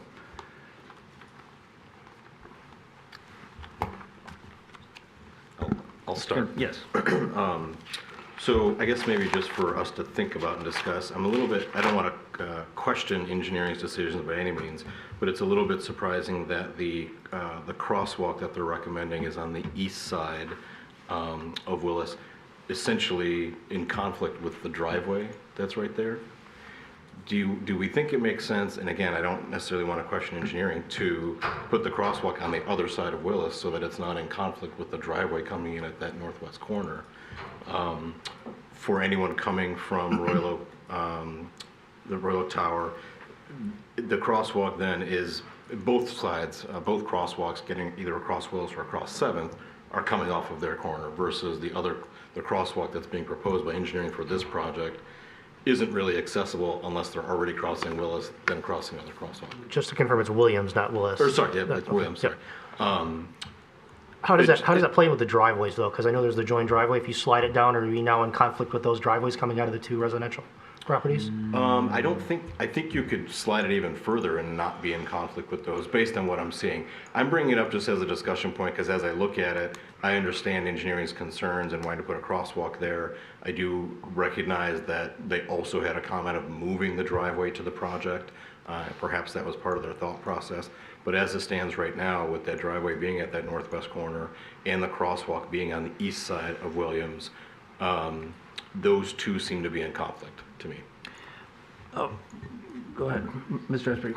Mr. Twing, would you be comfortable with the motion that is crafted such as we leave it in the capable hands of your department and the engineering department to determine the best location for that? Well, and I would elaborate on Mr. Gantina's comment. The engineering's recommendation was to move the driveway that's depicted up here so that it was 25 feet away from the intersection. You can say center line to center line, it's somewhat 41 feet right now. approving the site plan as is, that may change engineering's second part, which was where to put the crosswalk. So I would suggest that you simply do our standard contingency that pursuant to the engineers making that decision on the best crosswalk location. So we would want to modify item 7 regarding where the crosswalk is, or excuse me, item 5, where the crosswalk should be located, and just leave that to the city engineer standard. All right, and I would just make a quick comment that I believe there's parking in the way if you move it to Yes. the other side, There is where street you could go to the corner. Although it makes sense that what Mr. Grantini, your comment makes sense to me, is that that's only one crossing rather than two, which makes more sense. But we'll leave it to engineering. That's going to be a drive-in only too, so people aren't going to be pulling out there. So that might still. Okay, so I think suggestion from the department is to leave that to the department, which we like. All right, I have a question on the site plan here. I went out to the site more than once to look at that tree, and I believe the petitioners will do their best, but I think there is 100% chance that tree, if not a lot of it, most of it is going to have to come down. How do we deal with that in our site plan? Well, you're going to require compliance with the tree ordinance as you would with any other ordinance provision that you don't specifically determine differently. So the landscape plan, your requirement is basically under the ordinance that they either provide trees to replace the trees that are removed in calculating the number, or pay the fee. So again, you could modify number 4 to not make it a specific dollar amount, but just simply a calculation based on when they submit for building permits, what trees are gone and what trees have been replaced. That was my concern. This is very Yes. specific, right to the inch. Yes. Is So that truly you could just simply 3 trees, or modify is it it to one say tree that's just compliance. branched in one and looking at it? The 'Cause I other did the part same is thing looking at it. that tree that's up in the tell northwest me. corner, I'm not sure it's on their property is part of the issue. A lot of times when you get on a property line item, it could be on both properties, so they'll have to have some discussion about removal and who gets to remove it. The fence is right in the middle of it. Yeah, so that'll be an item. Give it to Solomon. So, but as you see the plan that's up on here, it depicts the inches of trees, their locations, what's being removed, what's being replaced. When they submit their final revision, it'll either need to be very consistent with this in terms of number of trees, and then whatever is short, or if additional ones are removed, they'll either have to replace them or pay the fee based on Okay, that. so we can make number 4, Yeah, you can just simply say that you're going to approve it as depicted on the plan, subject to revisions and compliance with the ordinance. Okay, very good. All right. Are there other issues? I have a question, and it's maybe for the architect. One of the things we brought up in the past is that the site plan requires a sign package, a sign plan. And I noticed you have signs on the renderings. Is that, have you addressed the sign issue? No, we really haven't. Any signage, those are just for aesthetics, just to show what it could look like on the building. Any signage would be handled at a later date by the sign company, and they'll go through the proper approval process at the time. Well, I would only say, I would hope that the sign design will address aesthetics. I would hope that would be a high priority, which is why I asked the question. And what, it is part of the site plan requirements, sign package. So. Is it? Okay, we've never provided that. We've been delinquent on that. We would appreciate that you might stick your nose in there. Absolutely, yeah. All right. Okay, that was my question about the signs. I think, again, my concern was just the ventilation of that trash room and making sure, because you do have residents above. Are those windows operable on the side, or are they fixed? They're operable. So you're going to want to vent that up anyways, just for Yeah, your residents. absolutely, yeah. So it'll be vented up, but we'll strategically place it so that we're not, impacting everybody. It's a low flow type system. It's just kind of keeping the air moving more than anything. I would say the same thing with the control arm to make sure you're controlling one-way traffic in the one-way path. Yeah, I wrote that down in our notes. All right. Those would be changes to the site plan, so there'd have to be a motion to do that. Are you saying those are fine with you? Are you guys okay with that in the R? Yes. Okay. All right, thank you. So for the record, we'd have to put that just to memorialize it so we document it, correct? For the record, you would make the motion and you would add that. Okay. Perfect. For the record. For the record. So I will make the motion to approve with the caveats of complying with the tree ordinance, putting the walkway in the hands of engineering to make sure they evaluate and comply as to what they want. Ventilation of the trash room through the roof. Also, traffic control arm in the one-way zone off of 7th. All right, and otherwise, all the contingencies is listed by the department? All right. So we've had a motion. Is there a second? I will second it, sir. All right, is there further discussion? Mr. Gantina? So I've just got a few comments I'd like to make. I do think it's a good project. It's thoughtfully designed, brings dense housing into an appropriate area, and is consistent with the development patterns in the area. But I do think the developer is missing an opportunity to be a better steward by including some features that we've clearly communicated are important to us as a city. There has been no talk of affordable housing. Certainly with over 200 units, allocating some percentage to affordable units does seem possible and economically feasible, but that would be up to you to decide if that's something you can do. Sustainability is something we've clearly communicated is important to this city as well.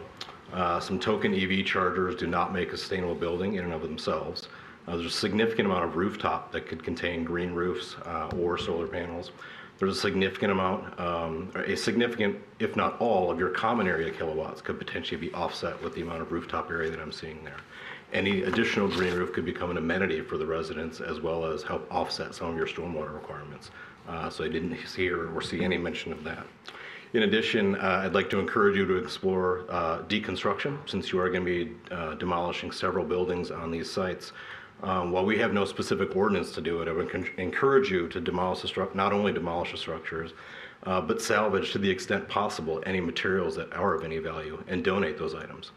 There is a financial incentive for you to do this. There's several building material salvage companies that would gladly take that material for you, and those are typically nonprofits. But there's also a sustainable incentive for you in keeping all that material out of a landfill. So I support the project. I think it's a great project, but I would like to just be clear as to what this city is, what's important to this city, and what I'd like to see in projects that come forward that this one doesn't necessarily have. All right, thank you very much. Other comments or discussion from anybody? All right, well, I am going to restate the motion by Mr. Cooper, and is to approve the site plan with all the contingencies with the additional changes of number 4, that the replacement trees are going to be as depicted, except as otherwise it needed to comply with the ordinance, and that the crosswalk will be placed in the hands of the department, and that there will be venting of the compaction room, and then there will be traffic control arm at the northwest entrance. Did I restate that correctly? Yes.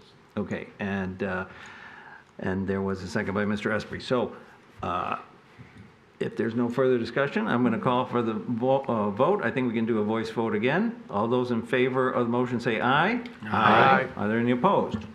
Hearing none, passes. Site plan is approved. Congratulations. Look forward to seeing the project. All right.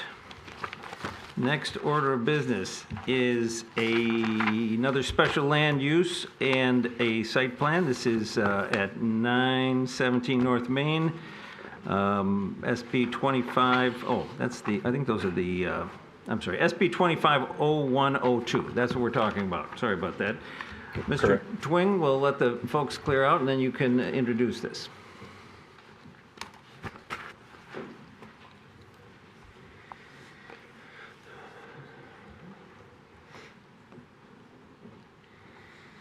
Sure. The site that you reference is on the west side of North Main Street. It's the former In Place bar restaurant. The property is zoned neighborhood business. In that business, a bar, or restaurant, or an establishment that serves alcoholic beverages is a special land use.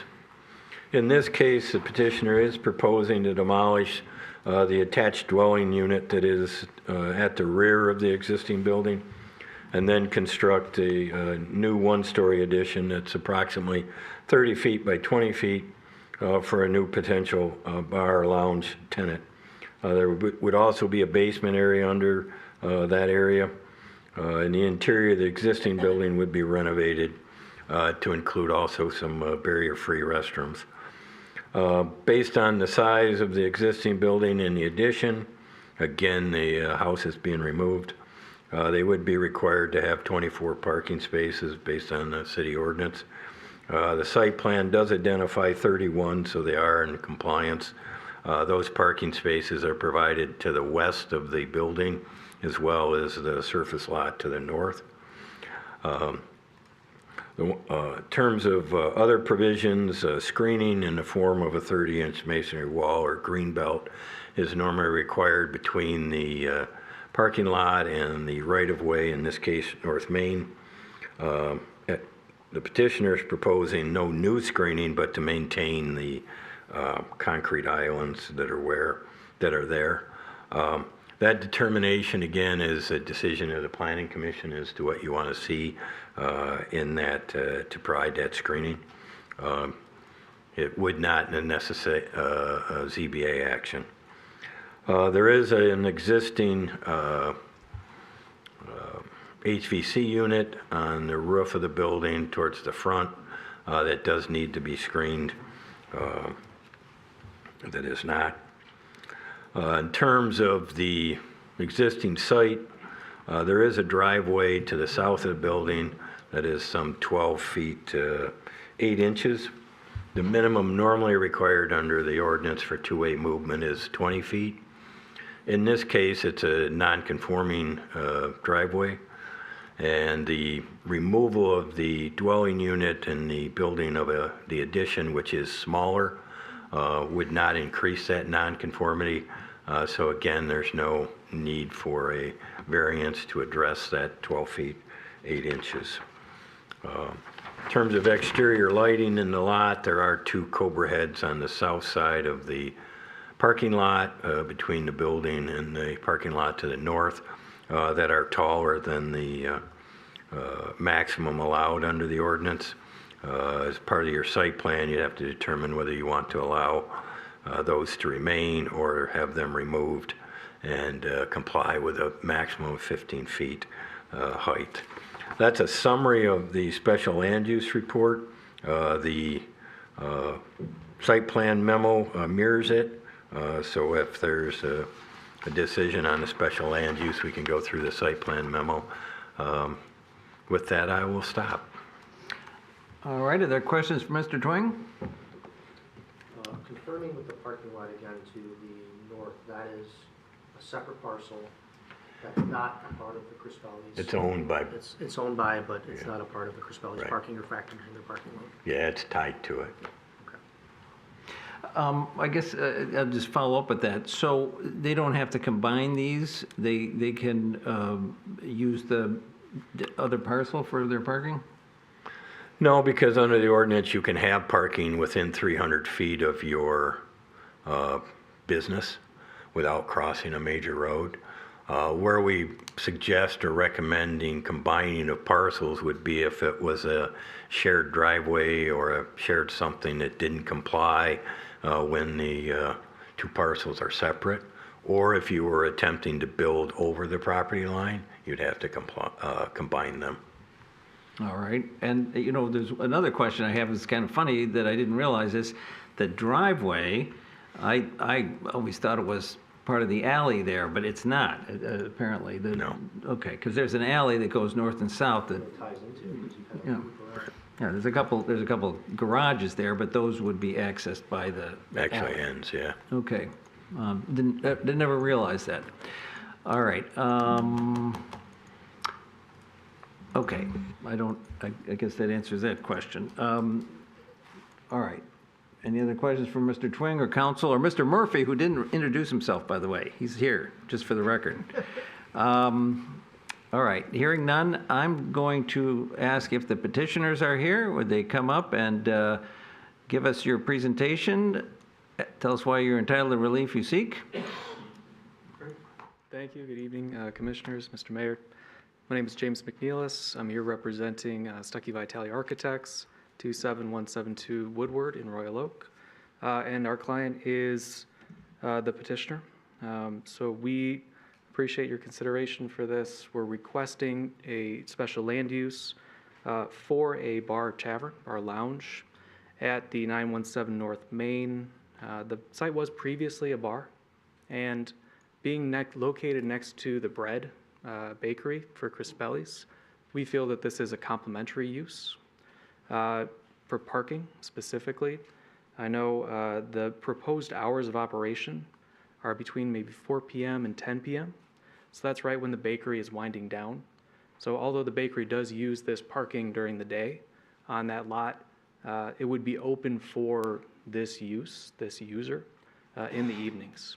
I think it was mentioned that the existing drive is an existing condition, and we're hoping for your consideration to let it remain as is. It was functioning for the previous bar, and we are not proposing to expand the footprint of the facility. For any of the other site considerations, I'm happy to answer any questions. All right, are there questions for the petitioner? I got a couple, not seeing a hand. So just following up on what I was just asking about, so this is going to be, this 12-foot driveway you're going to use as a two-way, because you're not going to open up the parking between what's currently Crispelli's and what was in place? Correct. Okay, are you going to you're going to do anything with the alleyway there, or is that going to remain open? Just curious. We're not proposing to close the alley at this time, so it would remain as is. Okay, and just for the record, this is actually, your building that you're proposing is actually smaller than the one that's there? That's right. Okay, and do you have any problem with screening the exhaust up on the roof? We do not have any problem screening the mechanical units. I will mention too that those were for a previous equipment item in the old bar, and the owner has looked at it, and they're proposing to remove those items that are closest to Main Street. So those items will not be visible. They will be removed from the building. Okay. All right. All right. Anybody else have questions for the petitioner? Okay, this is a special land use issue that we're talking about. You don't have a tenant yet, but you're intending to white box this for a potential restaurant bar? That is correct. Okay. All right. No questions? No questions. Oh, Mr. Guntina. I have a motion. Well, we got a public hearing. Okay. Don't be so anxious there. So, okay, why don't you have a seat since we don't have any questions for you, and we'll open the public hearing. Thank you. All right. So, if there's any members of the public who would like to speak on this special land use project, please come forward, introduce yourself, give us your presentation. All right, there's one right there.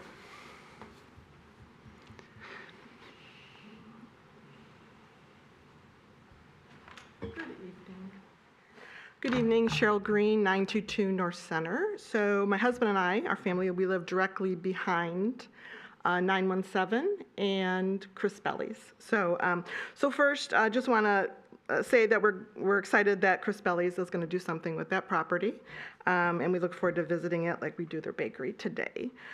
So just real quick, so just to recap, so our understanding is, right, what's being demolished is that back residential part only, and it sounds like the building, the new addition won't be any larger than what's being there today.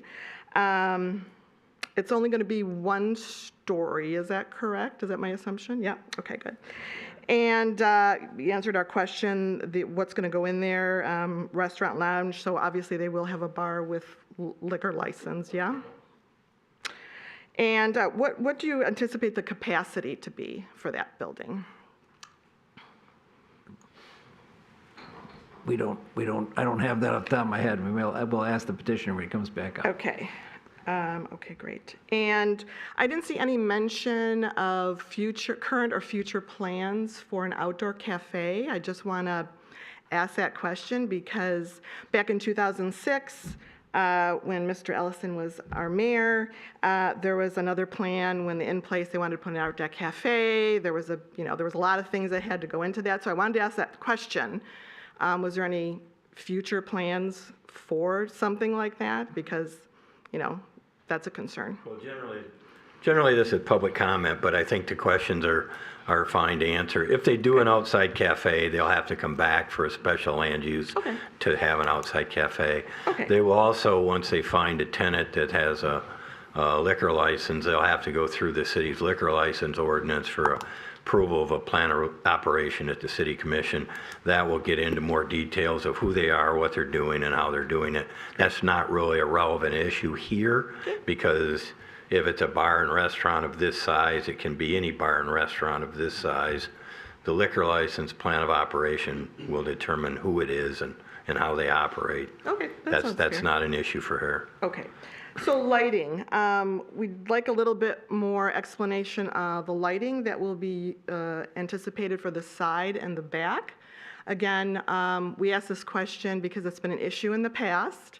Those two large posts that are in between the lot, Crispelli lot now, and the 917, they're shielded, and they've been shielded for many years because they glare very brightly into our backyards, as well as that light that is currently on 917, which has been turned off for a while, so we're thankful of that. But we also asked that question because today Crispelli Bakery has three, if I can go just finish, three large lights on the back of their building that are glaring into our backyards, makes it very difficult for us to enjoy. So we'd like to know what type of lights. I do appreciate in the plan, I see that these will be shielded, or excuse me, downward facing, but because they're LEDs, everything's quite bright, and they do light up our backyards. So that's one thing we'd like to know.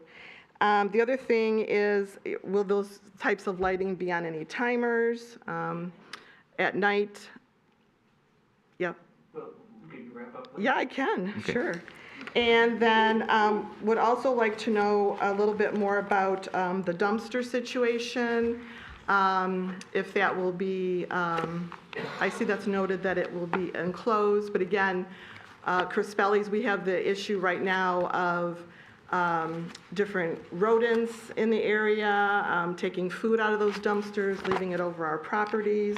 So with this particular one, we'd like to know a little bit more about how that's going to be worked. And then, of course, lastly is the delivery trucks. I don't know what code is for arrival time and noise, but we'd like to know more about what their process is related to that as well. All right. Okay, thank you. All right. Any other members of the public would like to come up and speak on this project? All right. Hearing none, I'm going to close the public comment. I'm going to ask the petitioner if they want to come up and address any of the questions there that we didn't have any of the answers for. Sure, thank you.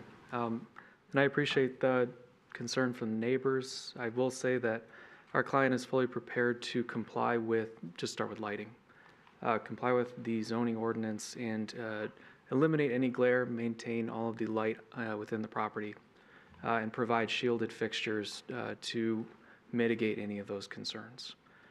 With regard to occupancy, I would say that the tenant would be determining that, and when they come forward with their plan set, they would have that indicated there.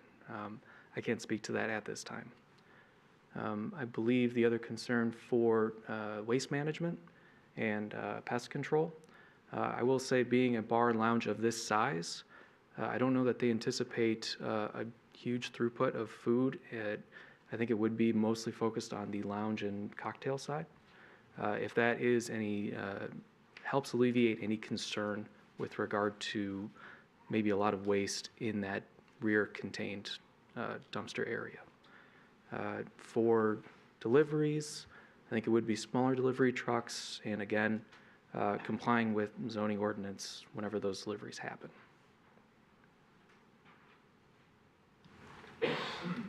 All right. I don't think I have any follow-up questions.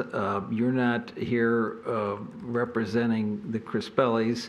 This is a project, the old in place, not the old Crispellis. So I don't have anything else there from me. Any questions from the other commissioners? Just asking, so is the plan again being bar lounge? I noticed you're removing the hood that used to be the little flat top that they had in the front corner. Is there anticipation that there might be something similar going back in where they're serving food, or it's all going to be a user that's TBD? It's all for a user that's TBD. We did include in the plans a provision for some mechanical equipment, and that would be located really in the new addition area towards the back. So that's really envisioned as a kitchen or a small kitchen to service the bar and lounge. Okay, fair. And I guess I do have another question. The fact is, we know what the in-place, most people have been to the in-place, we know what that was like, but it doesn't necessarily mean there's going to be another tenant in that vein. They could be a breakfast place, they could be something else. They don't have to be like the in-place. Right. And you're making you're accommodating various potential tenants by what you're doing, if I understand correctly. That's correct. All right. All right. Okay. Any other questions for the petitioner before we? I do have a question. I'll tell you what. The public comment is over. So sorry about that. But all right. We're just we'll move along here. Do we have? If we don't have any questions for the petitioner, then I would ask the panelists to consider making a motion. We've had some, remember this is special land use now. It's not the site plan yet. I make a motion to approve the special use, special land use. Motion by Mr. Cooper to approve the special land use. Is there a second? Second by Mr. Gantina. All right. Is there further discussion? All right. I'm going to call for the vote. All those in favor of the motion say aye. Aye. Are there any opposed? Not hearing any. Congratulations. The special land use has been approved. Now you don't go away yet because we're going to talk about the site plan. And there might be some questions about that. Might be. Mr. Elson. It's a pretty simple site plan. Mm-hmm. It doesn't take, no offense, but it doesn't take a lot to design a building. I'm sorry. And I was saying, it's a pretty simple building. It doesn't take a whole lot of talent and skill, nothing personal to design a block building. Sounds like a contractor. And I don't know how anybody wants any changes. It all fits according to me. So I'm going to move the site plan as presented with the contingencies. Well, I can real quickly highlight the staff memo. The real issues I think you need to determine are, do you want screening in the parking lot between Main Street and the parking lot, or is what's there sufficient? Secondly, do you want the cobra heads that are currently on the south side of that parking lot and some 30, 35 feet high removed and replaced with lighting that's no more than 15 feet under item 5. And/or 3 is the HVC unit on the roof that's towards the front of the existing building. Does it need to be screened, or is it fine as depicted? Those are determinations that you need to make in order to adopt the staff memo. I didn't catch the staff Okay, so it sounds like that HVAC, or the hood is being removed, so that's a non-issue now. So that'll be a caveat in this. And looking at that today, is the two small sidewalks they're not even really sidewalks, they're kind of curbs that are there. In particular, the ADA parking space, which is abutting, which would be on the south side, abutting the building itself. I think if you put a wall there, any kind of landscaping, it's going to affect someone getting in and out of their car, and then they're probably going to clip it, and it's going to be a constant maintenance issue of having a mason out there, a landscaper. So, looking at it, you do have the green belt along the street. I'm comfortable with that personally, but Can I just clarify contingency too? So it states as depicted on the site plan. So if we are okay with the current conditions and there's no screening there, then contingency 2 as stated is acceptable. Yeah, you just approved the site plan as submitted. Yeah, I think it's That's just, what I tried to do. I think it's just asphalt there, I think. Okay. Because if I'm reading this correctly, the contingencies address the lighting. Yes. Okay, so you've got that covered. Well, specifically though, the pole lighting is something that's in the staff report here, and we could, if we approve the site plan with just all the contingencies, then that would be addressed. Yeah, Yeah. because the rest of the contingency says all lighting per ordinance, so. Yes. Anyways, I'll try this again. so we're saying we were going to remove the screening or the screening for the hood because it's being removed. So we're just saying with the caveat that the hood is being removed, or the understanding the hood's being removed, the screening is not required, and the Cobra lights are going to be removed to meet. The maneuver aisle is fine. Screening between the off-street parking and the main street shall be as depicted on the site plan. If that's your determination, the rest of it will go away. The screening on the roof unit, if you're comfortable with the way it is, then it's as on the site plan, and the rest of it will go away. The one item again would be whether you want the Cobra lights removed in 15 foot. That isn't indicated as depicted on the site plan. Right. Let me ask a quick question, going back to the screening. If they add a rooftop unit to this, then they'd have to put screening. It will require on the screening, rooftop it'll be unit, new. Is that correct? Yeah.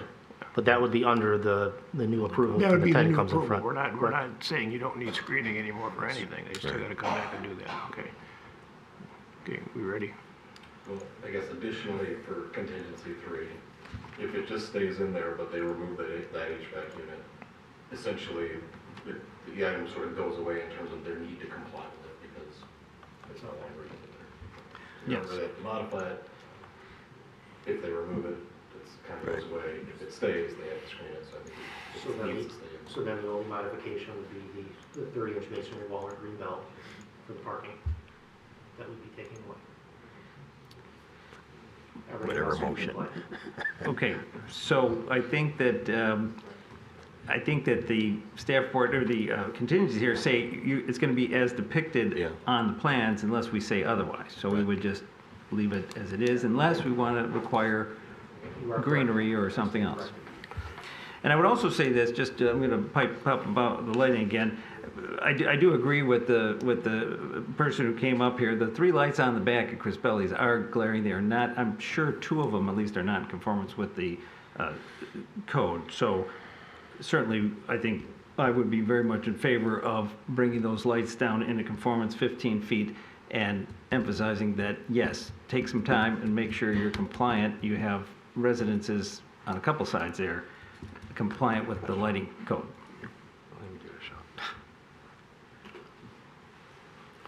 All right, is there a motion? Okay, so based on that discussion, I'm going to move to approve the site plan with all the contingencies listed as they're listed without any modification. Support. All right, support by Mr. Ellison? Yes.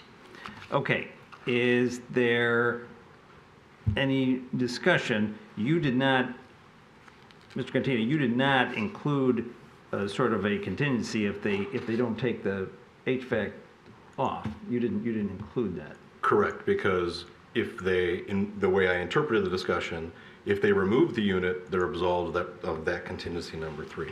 If they choose to leave the unit, that screening requirement still applies, so the contingency does need to be in there. Okay, great. Understood? Right. Okay, is there further discussion of this site plan? And any comments by Mr. Twing? Who supported it? I did. Mr. Ellison? He moved it, I supported it. Okay. Hearing no further discussion, we're going to vote on this. Motion to approve the site plan with the stated contingencies. All those in favor, say aye.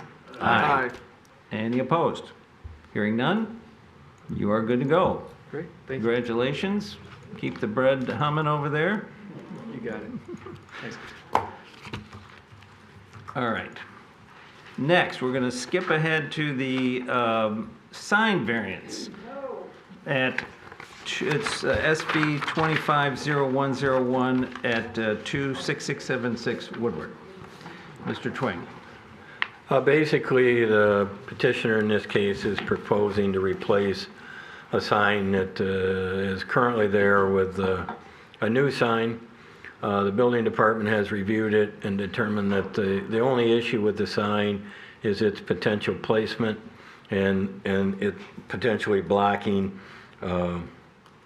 obstructing vision of the drivers that would be leaving the site. All the other items are fine in terms of the monument sign.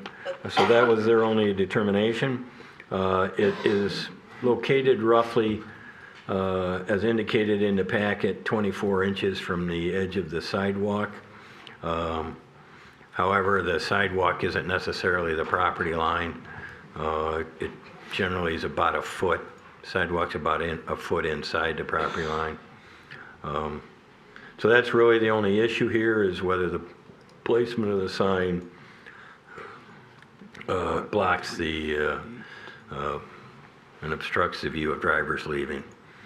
It is some 66 inches tall by some 117 inches wide.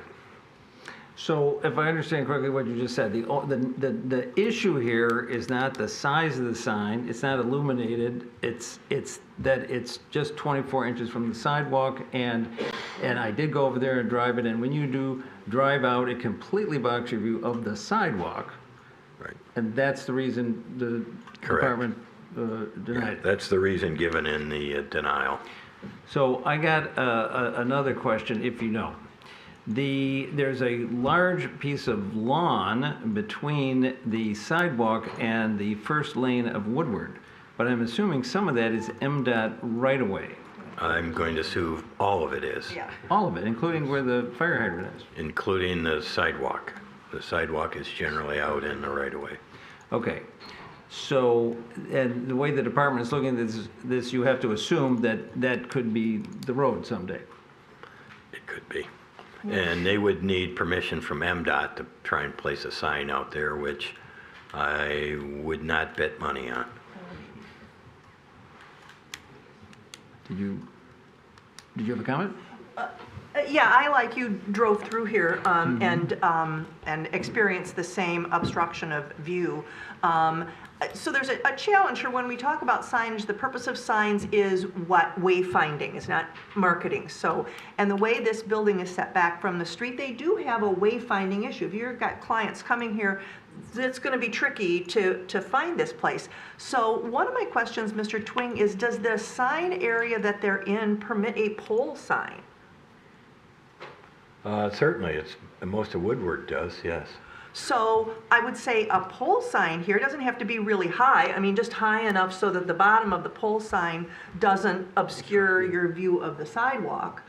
So I do think they have an alternative here, and I think a pole sign would maybe serve their wayfinding purposes better. So just looking at it, and I'm interested in hearing my fellow commissioners' comments, but looking at this sort of right out the gate, I'm inclined to agree with the building department and enforce their decision.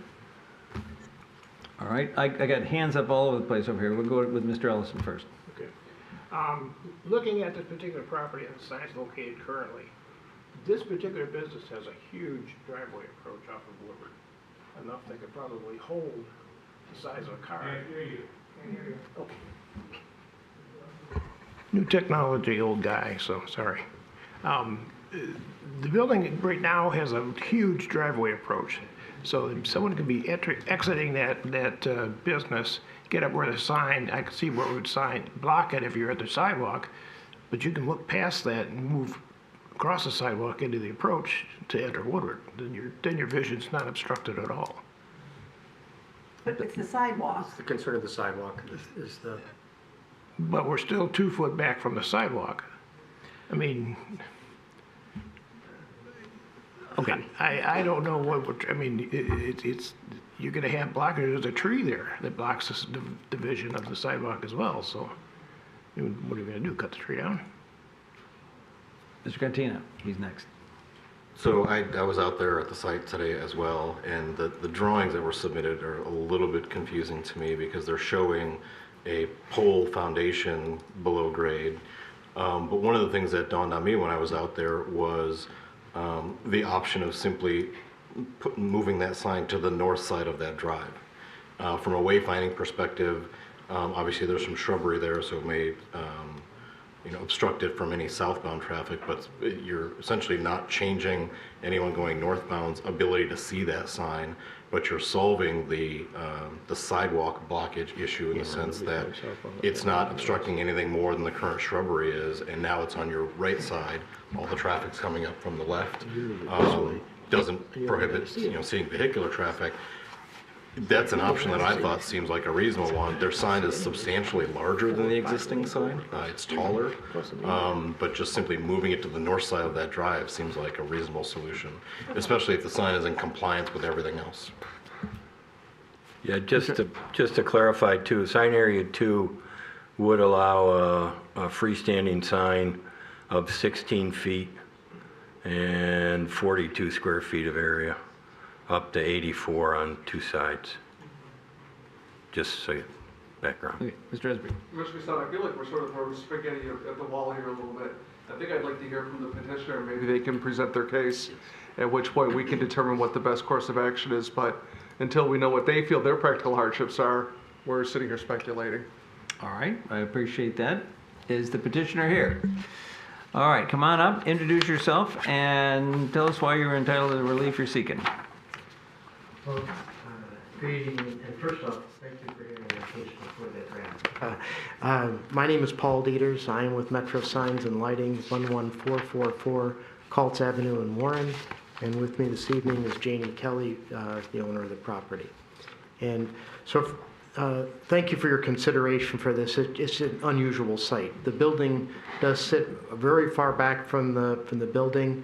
But I want everybody to really, first of all, we want a safe place for people to come and go. A little bit about the operation of this building. They only work there 3 days a week. So 2 days a week, the building is not occupied.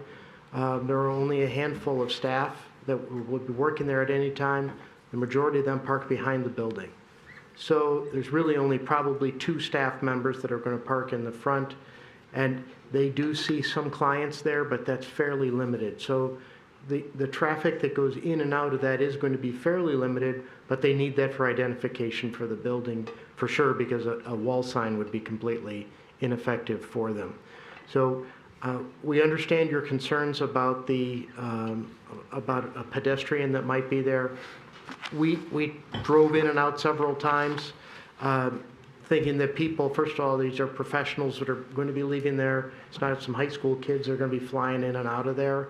They're going to be going very slow. You're slowing down to get out to Woodward anyway.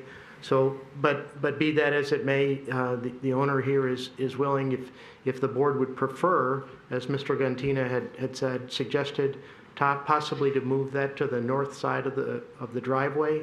Now that some of that brush has been cleared out, that probably would be an acceptable alternative if it were preferable for the board for us to do that. To tell you the truth, we probably think it would be more effective than a pole sign would be, because there are other mature trees around there, and we do want to try to stay below the canopy. So. All right, don't go away yet. All right, so I was out there. Some of the pictures we see from Google show that there's shrubbery to the north of where the sign is now, but that's not there anymore. That was taken away. Okay. So that space is now available. All right. I would also say that it appeared to me that the sign has been bashed into, the one that's there, many times. So that's also a factor. If you moved it on the lawn, it wouldn't get bashed into so much. All right. Mr. Cantina. I just want to clarify, because the proposed sign is essentially an all-new sign. You're not reusing any elements of the existing sign. So regardless of where it's located, it's all new construction. That is correct, yes, sir. All right. Other questions for the petitioner? So we would, let me ask Mr. Twing this. So we've heard the petitioner has no problem moving the brand-new sign to that other location, but what is the requirement for the setback if they were to do that? Are they moving it to the north? Yes. Onto the other side of the property? The lawn area, there it is now, and they would move it to there. Right. Normally, if you're using the site clearance triangle, it's a 10-foot area. Okay, so from the driveway. Right, from the right-of-way line. Okay, so we could just say in compliance with the ordinance? Yep. Okay. All right. I mean, you basically can deny this sign and they can go back and propose it at a new location in compliance with the ordinance. Does that cost them any money? No, they'll have just their sign permit, which they already have, so. And then it would be administrative at that point, would it not? Oh, so yeah, you if they wouldn't have to comply come with back. the ordinance, it's a simple sign permit. And the corner triangle clearance does not. But you don't need to make it a condition of approval to move it. You can just simply deny it, and then they can submit a sign that complies. I think if you moved it, it will be easily compliant. That's what I think. But I could be wrong, but it looks like it would be. Well, the other problem is I don't have the other sign in front of you to grant a waiver on what it would be.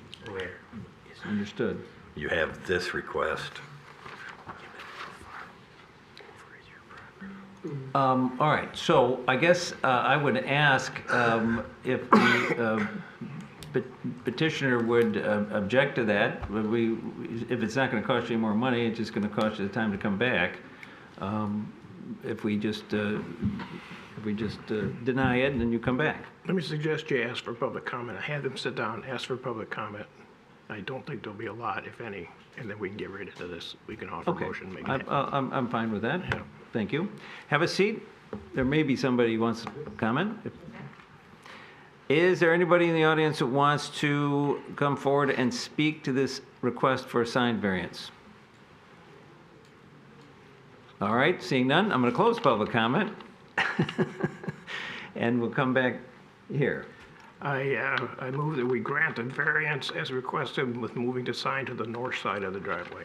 Okay, is that something we can do? Grant a variance to do what again? The variance to move the sign, they're saying they gotta move the sign anyways. They're willing to move it to the north side of the driveway. That's not what they submitted. Yeah, I think. I don't know what that variance is because it's not in front of you. Yeah. I think the department wants to see a plan come request in back. front of you. This is their request. You should either vote it down or approve it. I don't have another request. Okay. Scratch my motion because I don't know what to do right now. All right. Is that a motion coming from Commissioner Douglas?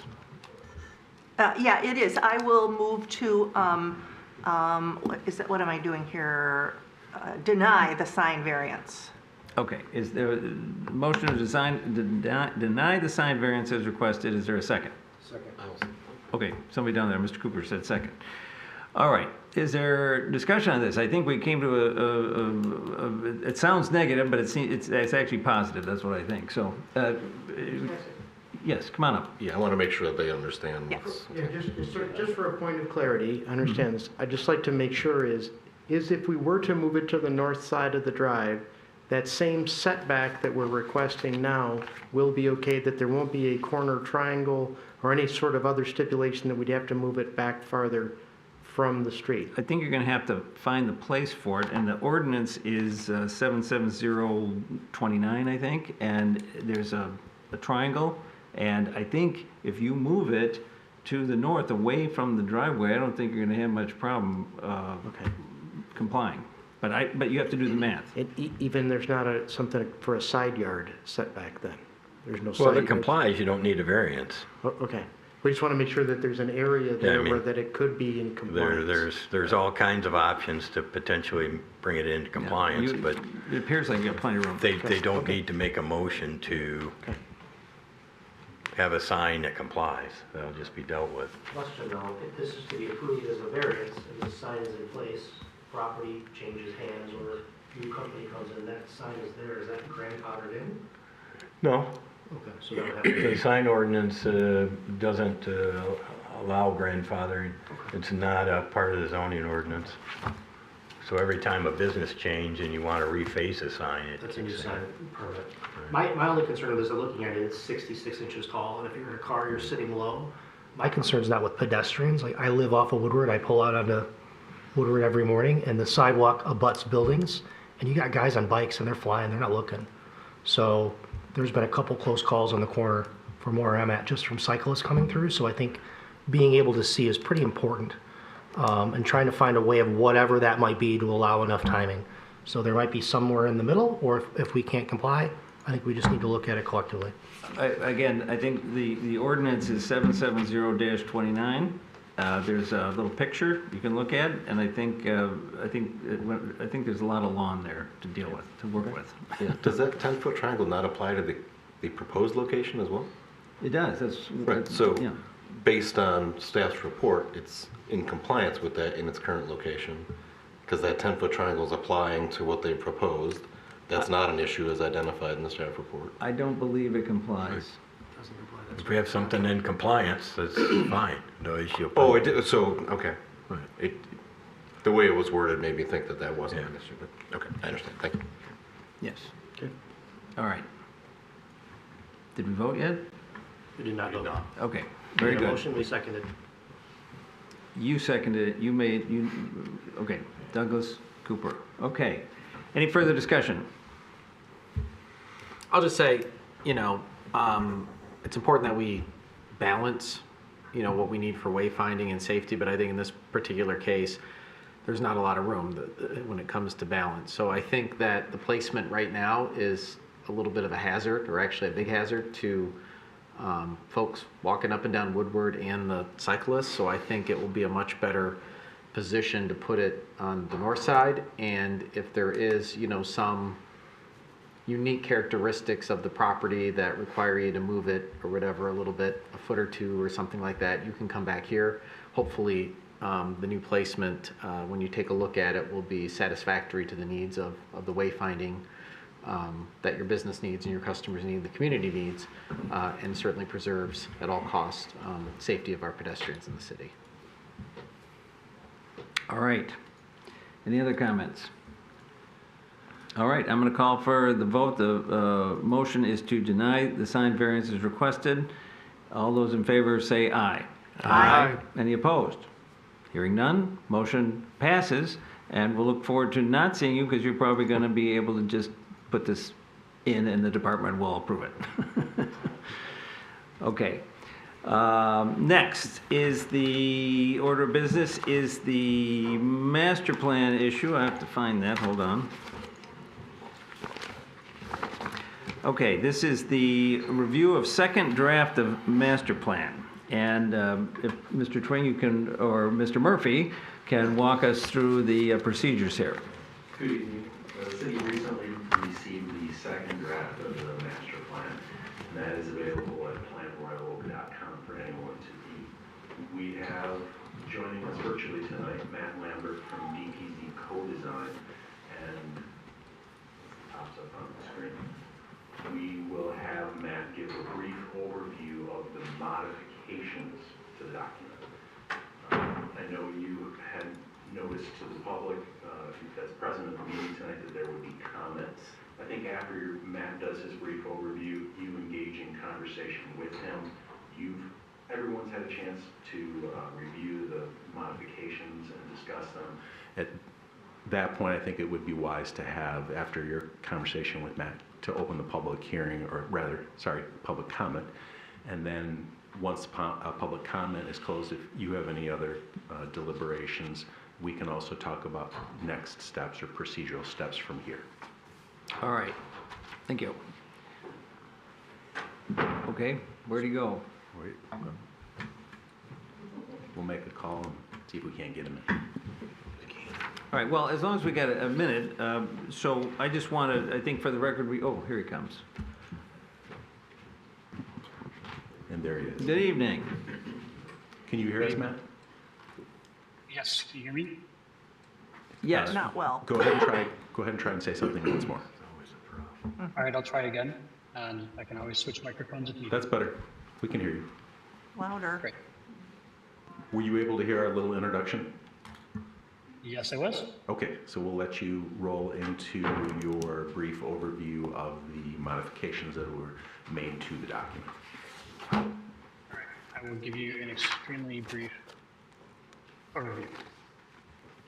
So the first, most boring of the slides, probably the most useful of the modifications here is in the summary of actions. So instead of 8 pages specific to each of the actions, we've combined them into the main topics. So overall, that's 15 different topics. And then here we've referenced below, you can see, for instance, the non-motorized transportation plan, number 8, in the middle has quite a number of specifics that are tied to it, but they're all tied to one particular activity, which is updating that plan.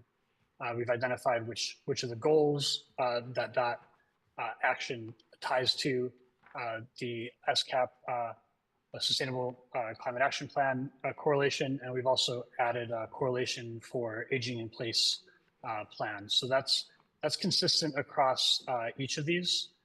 For instance, one of the items that took a lot of space here previously as well, besides the non-motorized plan, is number 3, updates to zoning through Unified Development Ordinance. This discusses the recommendation and then the details below. The discussion on most of these items within the text hasn't changed. So for instance, as it's related to zoning, and we've discussed in the past, there are recommendations for streamlining processes and for making updates to zoning. That would be a separate activity following the master plan. And as was discussed through the document and still consistent, it recommends those be absolutely important changes in the downtown and along corridors and places of change, and not as necessary in neighborhoods, and so that's for discretion in later processes. So those details are in here. Essentially, the goal here is to combine all that down. There are a few new items, and I'll talk about what those new items are. Number 15 is really the biggest one on this list. The other ones are parts of existing activities that were in the prior draft. So again, most of this is what was there, but much more simplified and streamlined to give better direction in terms of the steps forward. We did spend time and city staff gave us a lot of input as well in terms of the future land use updates. So future land use updates on the left is the previous future land use plan, and on the right is the adjustment. The main changes here, and they're really rather small in most places. The main changes are in what was identified as mixed use corridor previously. For the most part, this is a reduction of mixed-use corridor. There was a good bit of it along 13 Mile Road that was converted to neighborhood edge instead of mixed-use corridor. On 11 Mile, as we near Woodward and around Sherman, that was changed from mixed-use corridor to neighborhood edge, except for the properties along 11 Mile. The downtown, the area identified as downtown was extended down to Lincoln, where essentially it is already today with the institutions. There were some minor changes to where the position of one particular land use was. It was, maybe off by a couple of parcels. So we went through specific detail throughout the city with those. And also note that on Catalpa, neighborhood edge was removed there. Of course, the neighborhood node remains where existing commercial uses are today. So those are the more significant changes here, just a really careful alignment of those existing conditions and proposed changes. I wanted to note there were comments about the population graph and population projections from SEMCOG. We re-reviewed that data. On the left is the graph that was shown before, on the right is the updated graph. And interestingly enough, we found that what the prior graph was simply misleading. The data is no different, but there's a setting in the graphing software that creates a smooth line. So it appears that there's a 2040 dip in the prior data, but that's actually not the case with the numbers. The numbers do not show a dip, so we verified that. Also note that, as you see a lot of projects coming through with housing, SEMCOG's data is really for the whole region. You can, and most likely because of the demand to live in Royal Oak, see more growth than SEMCOG is projecting. And also I'll reiterate, it's still written in the text, this hasn't changed, that because you've seen a change of smaller households, while you may have population growth that is less rapid, the growth in residential units is still increasing above the population growth because of reduction in household size. So this was something that that you all requested more specificity on. So there's a section specifically on 11 Mile.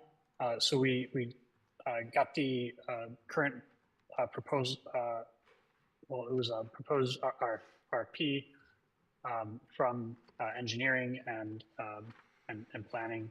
We went through the details there and made recommendations. So these are just recommendations, not a final plan, but we evaluated all the different segments of 11 Mile Road and what may be most appropriate in terms of changes. There's a lot of specificity depending upon the existing width of the right-of-way, sidewalks, and so forth. But essentially, we've included the 6 most consequential segments of 11 Mile.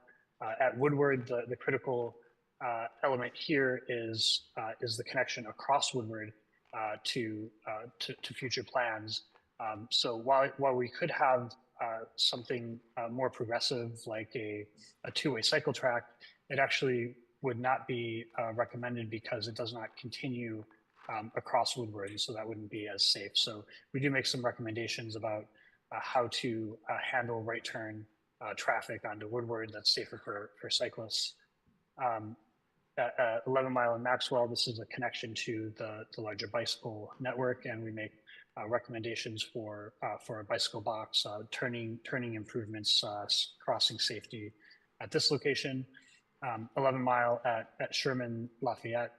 This is essentially taking the bicycle infrastructure and moving the primary infrastructure off of 11 Mile and onto the secondary routes that parallel 11 Mile, so that when we get to the far right column on the top, when we get to Main Street, that we're able to have on-street parking on both sides of the street in that segment. Really, it's about supporting the Main Street environment and protecting pedestrians in that location. At 11 in Gainsborough, you have a change in the width of the street right of way. So the recommendation here is to provide on-street parking on one side of the street. In this case, recommended on the south side due to the prevalence of businesses, and there's actually not as many curb cuts as maybe expected, especially there are a number of businesses which have curb cuts as well as side access driveway off of side streets. So there's a lot of opportunity to handle that situation. And because of the width of the right of way, there is sufficient space to provide for trees on the north hand side, which would provide shading from southern sun. And then lastly, 11 Mile, you said at Helene, in that area, you have the opportunity to have the on-street bike lanes back as you connect across Stevenson and out of the city. And there's a recommendation for how that connects to the larger bicycle network. So we went through that in detail and provided some recommendations here, but in general, the action to adopt a plan for changing 11 Mile, which I believe is in the works. We updated the greenways and bicycle network. There was public comment the last time around that talked about needing or desiring more access from the bicycle network onto neighborhood main streets and nodes. So essentially making it easier for bikes not only to get to schools and parks, but also to the commercial districts. So on the right, there are more, we also found some secondary connections that we could add to the network to connect outside of the city and also make it more functional to move around. So for instance, where we have the south area, there's another greenway connection that was added. We coordinated with Jacobs on that. And you also see on this map on the right, there's some dashed lines which are indicating bicycle facilities that are located outside of city limits. So we made efforts to ensure that we're connecting to surrounding communities. And then lastly, the main update was identifying the Southwest Gateway and issues of crossing and frontage, signage, and so forth. And so here we've added this 6.14, which is about improving the Southwest Gateway. And this discusses those issues, opportunities and goals. The diagram is specifying the specific barriers that there are to pedestrians and cyclists and frontage quality, which there's a diagram for downtown about frontage quality, which essentially the goal is to make it pleasant to walk along the sidewalks. This is identifying where it is more or less pleasant on the sidewalks. So overall, those are the general big picture changes. There were a few other small modifications in this go around. Some sections we did condense the text a bit. There's no change to the content, but in order to add the new sections and try to avoid expanding the document too much, we simply consolidated and rewrote some of those sections, but there's no change to the meaning. We're just taking an effort to be a little more concise. And then there are other specific mentions to details of right sizing streets and other comments that came up. There was also a comment that was brought up and we sort of verified in the earlier section, public comment asking about the combined sewer stormwater system. And so we reviewed and ensured that material, which has always been there, is still there and prominent. So that's my super brief summary of changes, and I'm happy to answer any questions. All right, thank you. Are there questions for our consultant or, oops. Thank you. Are there questions for the consultant? Thank you, Matt. Or from the staff for the consultant? All right, we're not hearing any. I'm giving it one more go. All right, so what did Mr. Murphy, you suggested at this point? I think we've heard his presentation. We don't seem to have any questions at the moment. Are we ready for public comment, or is this the staff needs to? I think it's appropriate at this point for you to hear the comments. All righty. We are going to open the public comment at this point. Right here, come on up, introduce yourself, 3 minutes.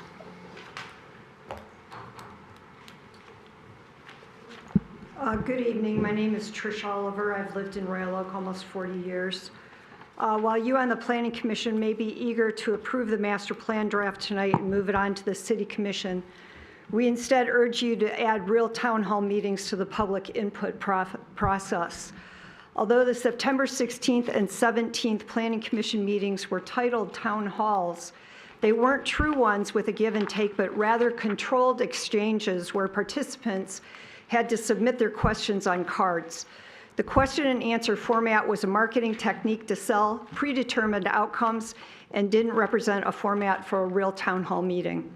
The most important step in the next master plan rewrite process is at least 2 real town hall meetings so that there can be meaningful public input, as took place after the first draft of the current master plan was made public in 1999. This is the most important time for input, but you are shutting us out by not providing these opportunities. 20 years ago, there were 36 public input meetings, most of which took place after the first draft was published and were scheduled at various large venue locations such as the Senior Center, the middle school, the high school, the Women's Club, Baldwin Theater, the Library Auditorium, and the OCC Auditorium. The first of the 2 proposed real town hall meetings should have a mailed notice to every single family homeowner in Royal Oak. The notice should describe the proposed elimination of single-family zoning districts and all other changes that affect a single-family homeowner.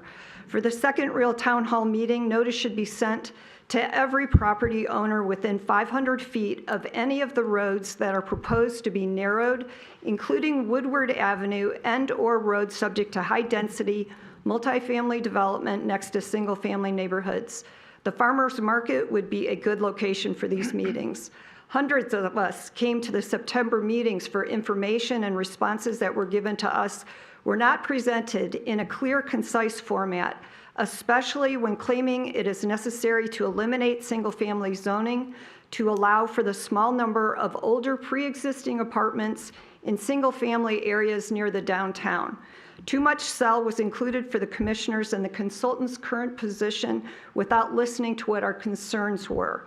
The one-family, single-family residential land use category with its protections has still been eliminated from this draft, instead substituting the catch-all term neighborhood residential, which is code for allowing a variety of new high-density rental units, including duplexes, apartment buildings, and accessory dwelling units that are currently not allowed in one-family zones.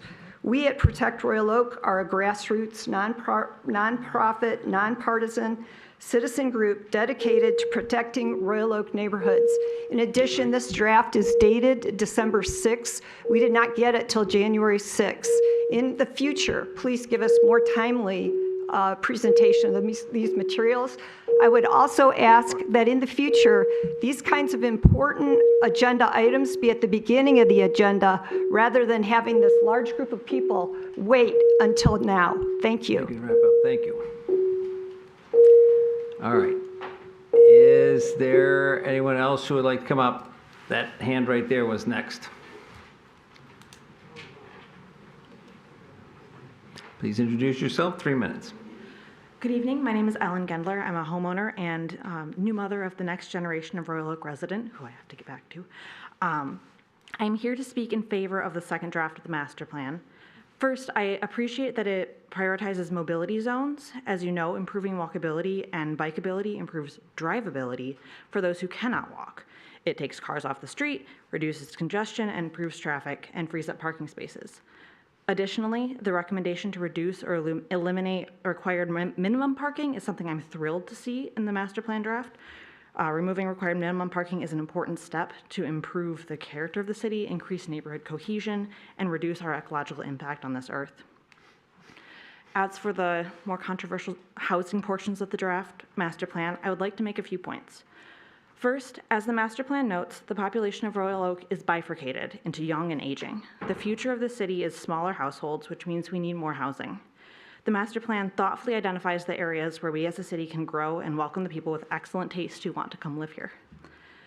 Second, single-family zoning is the most invasive governmental intrusion into the rights of a property owner, telling us that we're only allowed to do one thing with a property.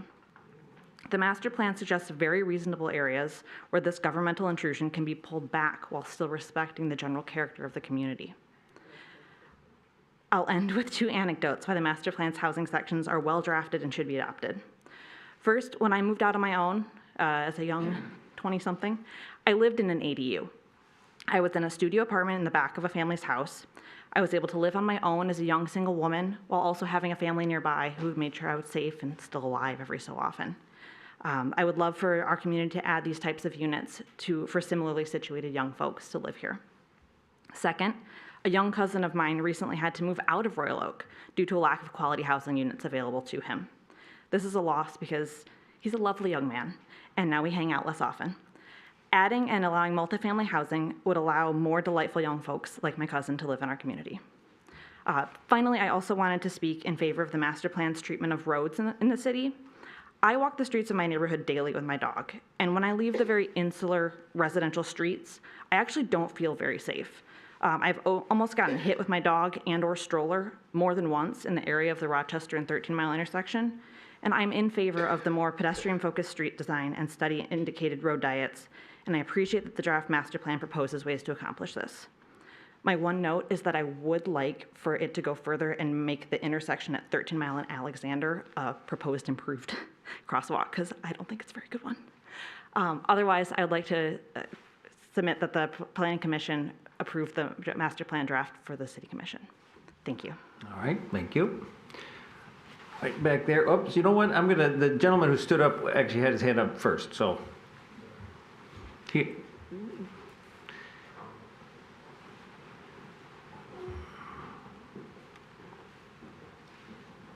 evening. My name is Scott Hammond. I've owned 4 homes in Royal Oak, and I've lived in Royal Oak for 40 years.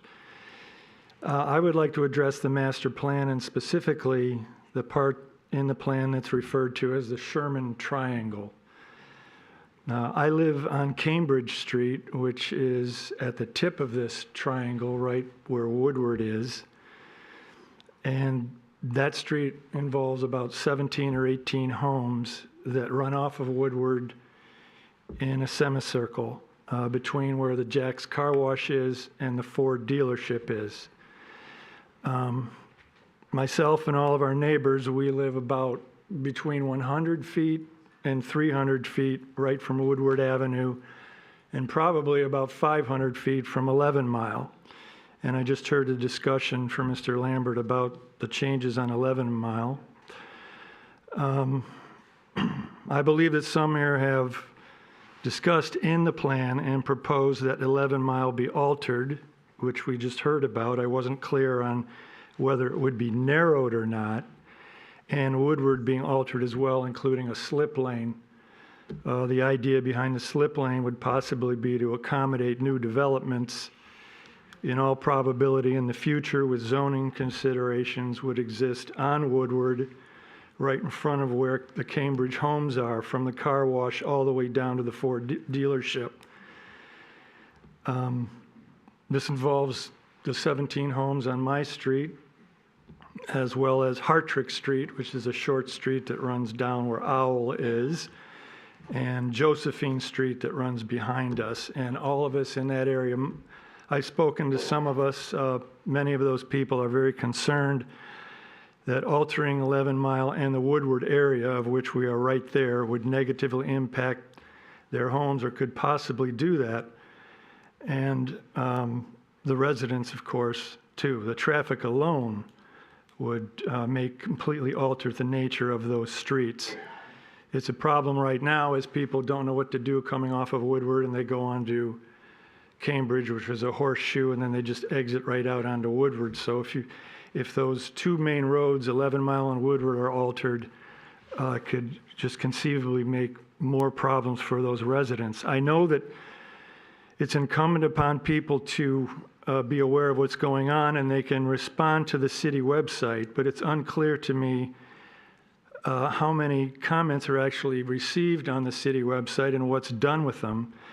And I would just confirm what Trish already said about possibly having people in the Sherman Triangle, that area, receive a separate mailing about the possible changes to Woodward and 11 Mile and have an ensuing discussion, like maybe at the middle school, just for the people in the Sherman Triangle prior to the master plan being approved by the commission. It seems to me that's the best practice for people that are in proximity to those two major roads so they can have a chance to put their opinions in. That's noted. Thank you very much. Thanks. I'm saying there was, I'm sorry, I'm going to go, you're okay. It's the lady right there, yes. Because you guys had your hands up, so I was trying to get you in order. You were next. So my name's Mary Vogers, 1418 Ottawa. I had no intention of speaking because I have a bad hair day. However, what this young lady said back here about government intrusion, of not putting these multiple units in because of more housing. I appreciate more housing.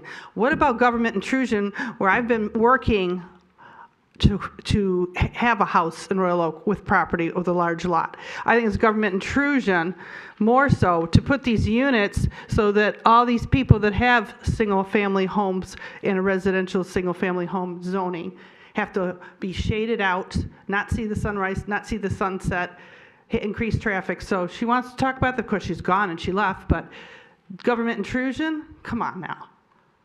Doing and changing our whole atmosphere and beautiful scenery and cutting all these trees to put in more concrete. How is she calling that sustainable? More concrete all over? Come on now. That's my comment. All right, thank you. Over here.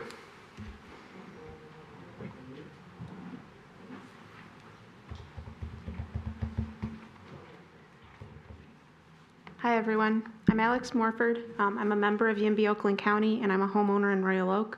I want to voice my support for this master plan draft and encourage the Planning Commission to accept and forward to the City Commission. I appreciate the emphasis on improving bikeability and walkability. Personally, I would be fine with small multifamily in my neighborhood and not just main roads, which is not included in this draft. However, I understand not everyone in the city agrees, so I think that this is a nice compromise that allows some additional areas for much needed housing. In terms of timing, I looked at my calendar and I first attended a meeting in February 2023 about this master plan, so it's been almost 2 years that we've been hosting public meetings. So I encourage the Planning Commission to keep this moving and send it to the City Commission so that we can get this new master plan soon. Thank you. All right, thank you.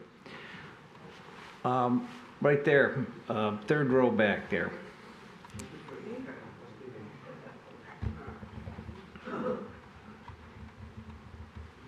Okay, Rick Pawlowski, 419 Virginia.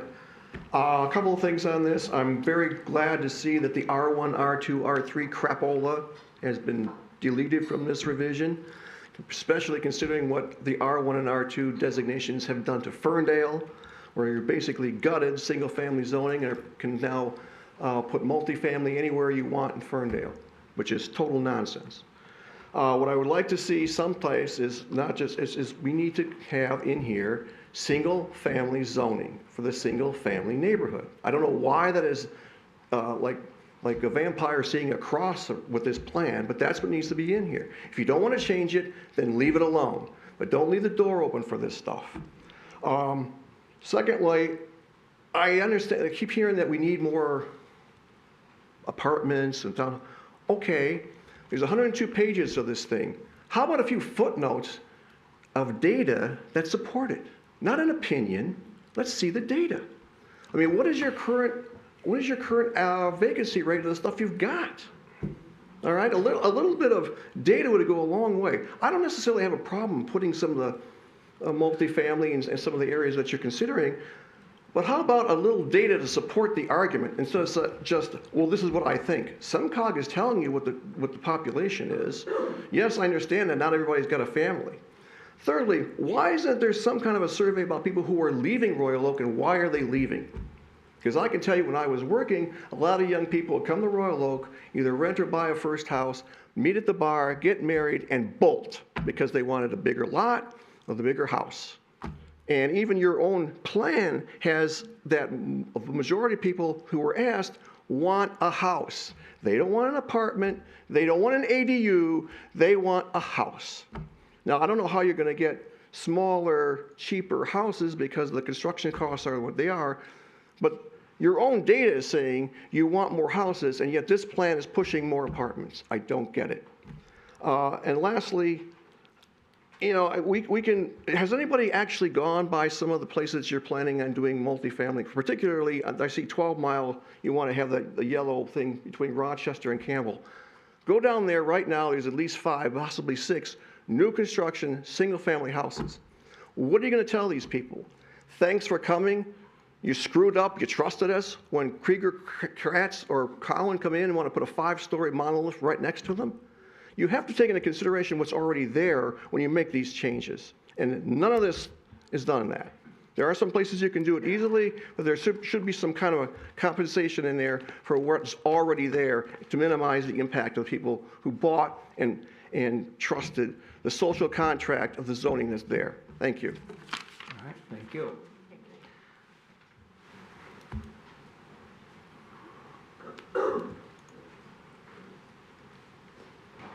Thank you.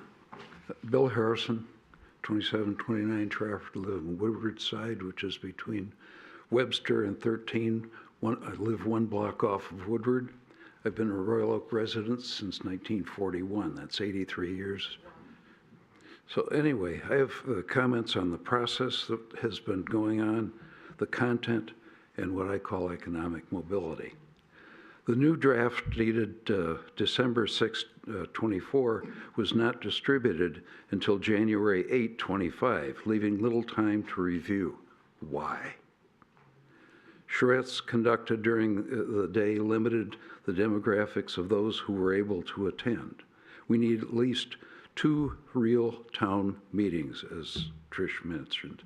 And as she mentioned, 26 years ago when the current master plan was done, there were 36 public meetings held at various large venue locations.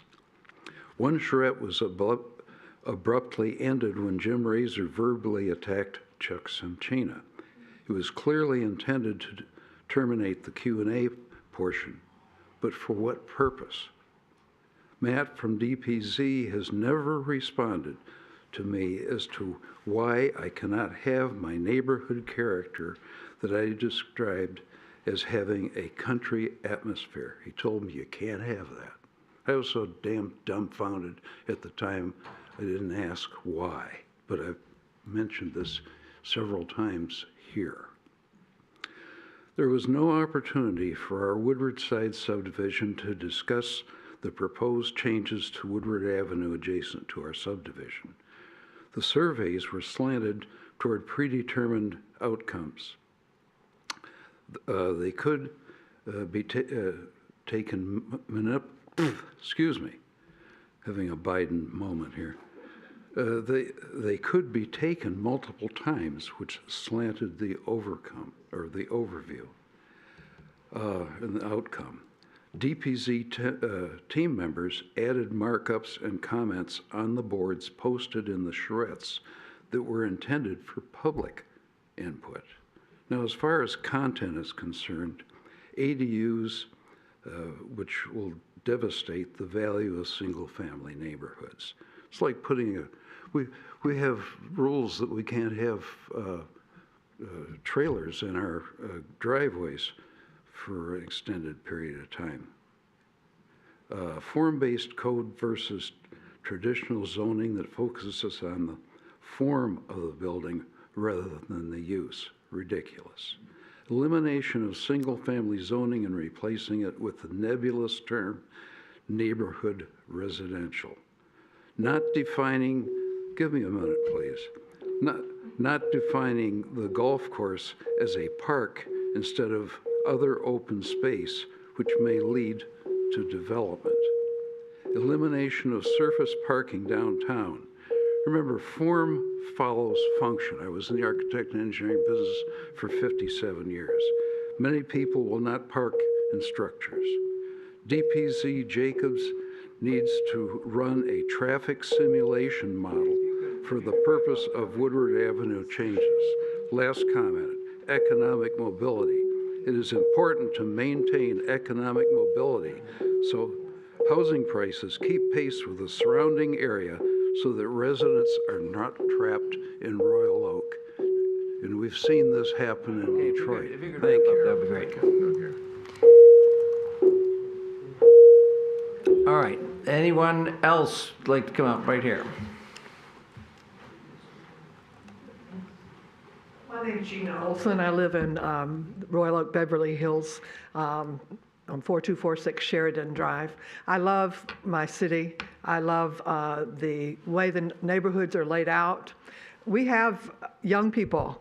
I love my neighborhood. It's mixed ages. Of course, I'm old, but I've got a young couple next door to me who has a 9-year-old and a 4-year-old. I have a couple next door to me on the other side who has a newborn. A couple across the street have 3 young kids. A lot of us are old, yeah, but we love the character of our neighborhood, and I think there should be the sanctity of these older neighborhoods that are single-family homes. Big, small, medium-sized, single-family. That's what people want. And to put some kind of nebulous term on it that could mean somebody dies, they have a double lot, and now suddenly there's an apartment building goes up that has 20 lodgings on it. Please, let's not do that.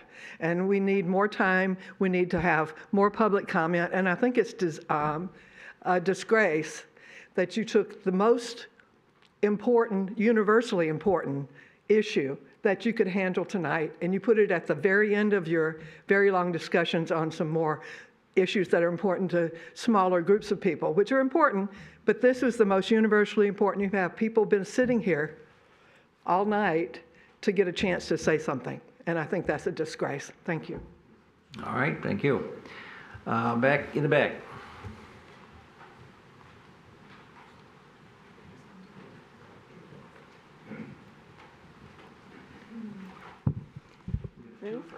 Twofer, we're married. Mary and Dan Sullivan, 313 West Webster. This year, I turned 65 years old. I was born and raised in Royal Oak, where my parents raised 7 children. My dad's parents moved to Royal Oak to be closer to all of us and remained here until their death. Before I met my husband, as a young adult, I rented in various parts of Royal Oak. A room in an upper flat above what was once Cliff's Frame Shop on Main Street, a room in a flat above a home on Crooks, and a house on Prairie. I've always loved Royal Oak. We've been married for 38 years, and we started our married life with very little money. With one income household, we sacrificed materially. Dan worked long hours in an auto plant, often 7 days a week, and up to 80 hours, just so we could move to Royal Oak and raise our family. In 1991, our children were 3 and 4 when we moved here, and our long-term plan was, God willing, to raise our children here and maybe even retire. This year, it'll be 34 years we have lived in our home, and it'll be approximately 60 years in total I have called Royal Oak my home. Dan is now retired, our home is paid off. Our children live in opposite ends of the country, but we have chosen to remain in Royal Oak because we love our neighborhood, our single-family zoned neighborhood. And like the single-family zoned neighborhoods that my parents raised a family, as well as my grandparents did in Royal Oak, it's exactly the same type of neighborhood. Dan's mom is 99 this year, and she still lives in the same home in Southfield where she raised 8 boys and 1 girl with her late husband. It's a single-family zoned neighborhood. She still drives a car. She goes to Mass every day, takes her car to piano lessons, art classes, and more. She's happy. She's mobile. Dan and I and our children are the fruits of a single-family zone neighborhood and one of a plethora of examples of what is necessary to maintain a stable and healthy society.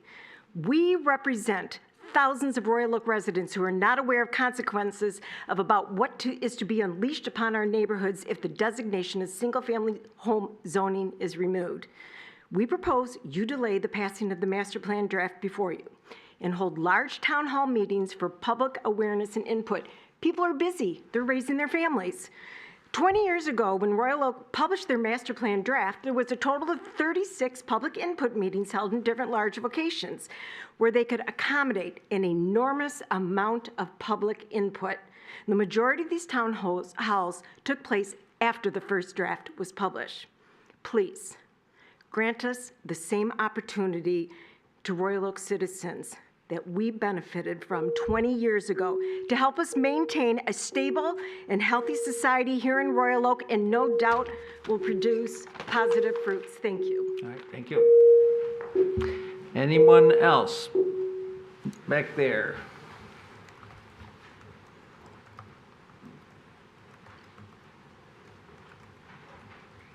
Please introduce yourself. You're a duet also. Kathy and John Nellis. We live on Inglewood Avenue. My husband and I have been residents of Royal Oak for 33 years. The reason we chose to live in Royal Oak is because of its various single-family neighborhoods with its nearby parks and schools. The current master plan does not include any mention of single-family zoning. The City Commission is supposed to be listening to the citizens of Royal Oak, and the citizens of Royal Oak should be informed of the changes to the master plan before it is voted on by the commission. There should be more town hall meetings for the citizens to attend. Also, there should be mailings to all residents of the city so that they are informed of what the city master plan contains. The previous master plan 20-some years ago took into consideration the citizens' concerns, and there were many town hall meetings. I feel that you should provide the residents some town hall meetings where they can ask their questions before you vote on this master plan. Thank you. All right, thank you. Anyone else? Back there. Oh, yes, you. Sorry.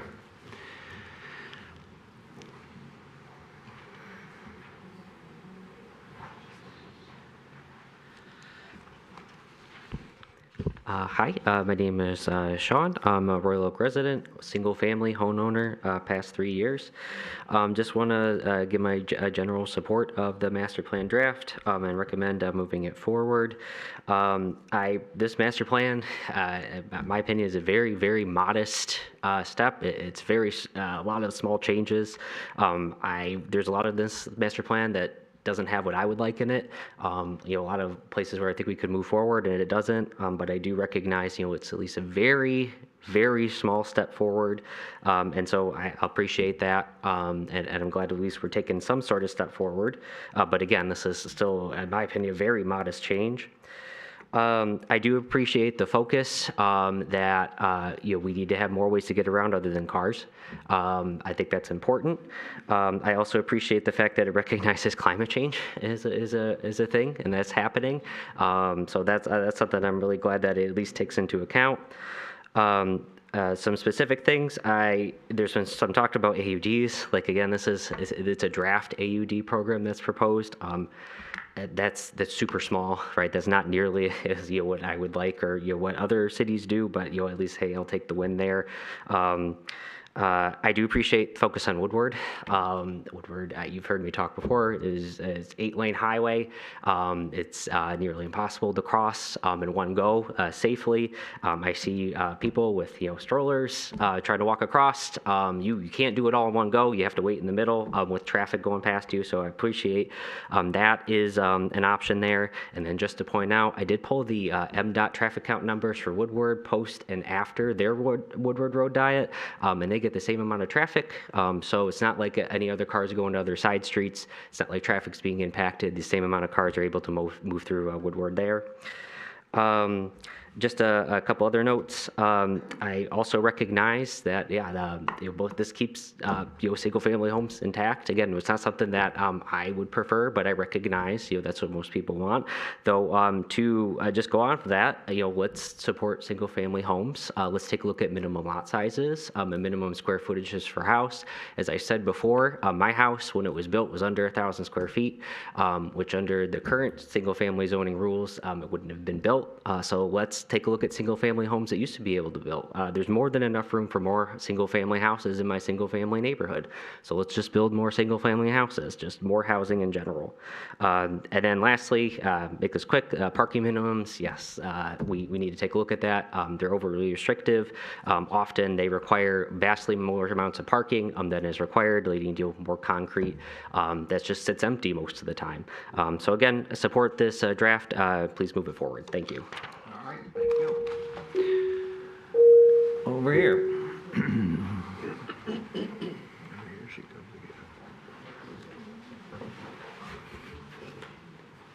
What happens when you have to sit too long. Nancy Poprovsky, Seeking Truth. The master plan is complicated. The average Royal Oak resident is not going to take the time to read it. Unfortunately, that's human nature. This is why you need another town hall, and I mean a real town hall, not like we had before, where the public can come to the podium and ask direct questions to the city. You must engage with the residents so they can know the truth about their future. I was going to commend the Planning Commission chair tonight for being human and letting people go over their 3 minutes because their quality of life in the city is important. But you did disrespect Bill.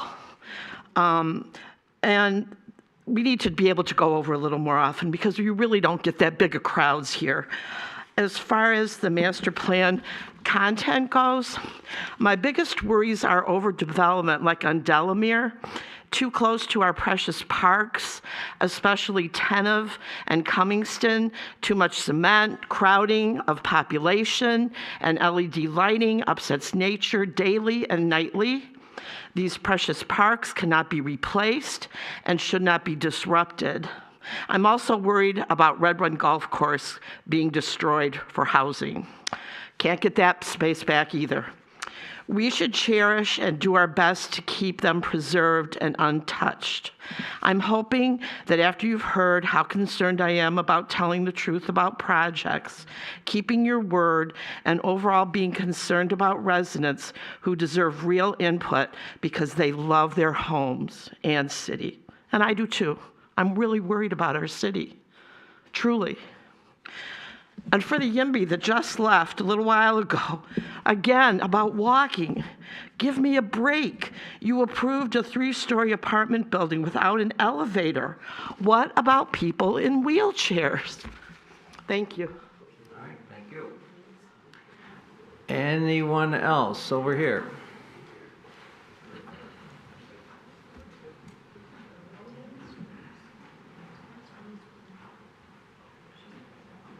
Bob Stuglin, 4404 Rochester Road.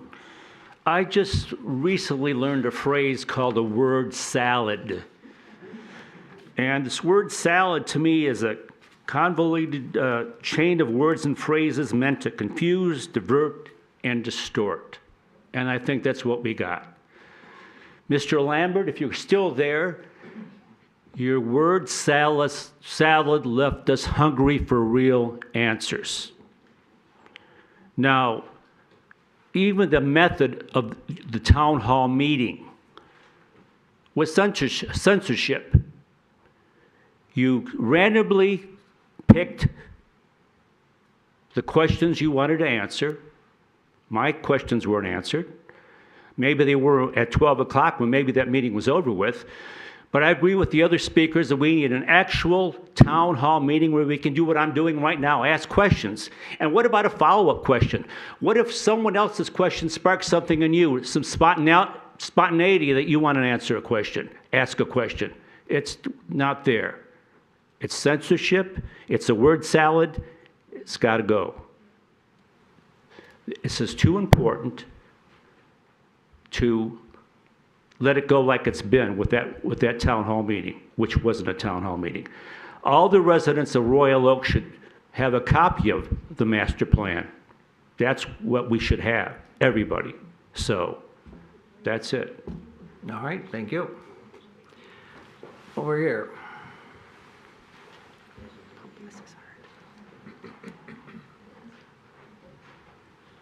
Mark Nelson, 354 Detroit Avenue.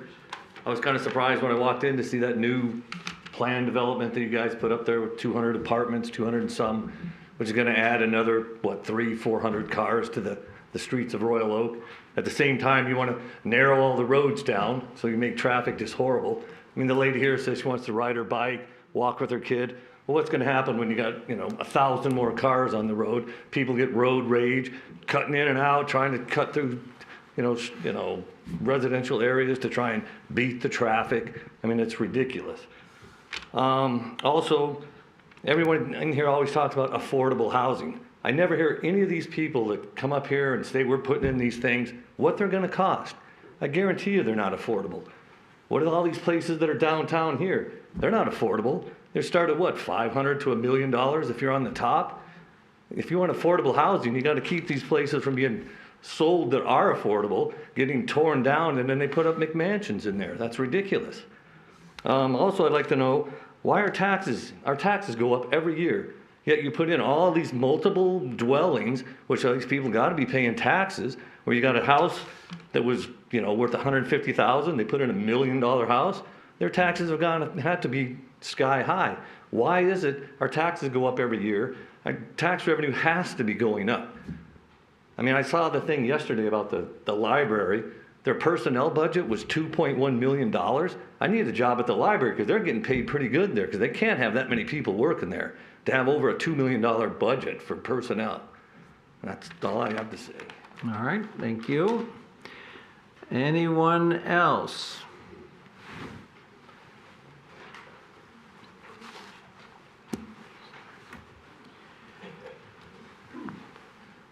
I appreciate somebody besides me wore a tie tonight. You inspire me, Gary. Mr. Chairman, Mr. Casada, Mr. Mayor, Commission. Mike Thompson, 1210 Irving, community activist, Lawson Park Homeowners Association. I think the whole process was flawed. I think it was predetermined at the onset to rewrite and not just update the master plan. I think the obliteration of one-family zoning or single-family zoning and to get added density is not in the favor of people that live here, and it was a backroom type of arrangement. I think that the consultant being brought in from urban planning firm in Portland was part of that. I think the homeowners feel they're falling on deaf ears. I think we all feel marginalized by this whole process. The final draft, with some tweaks, is the same thing we started off with, which was a redevelopment of neighborhoods.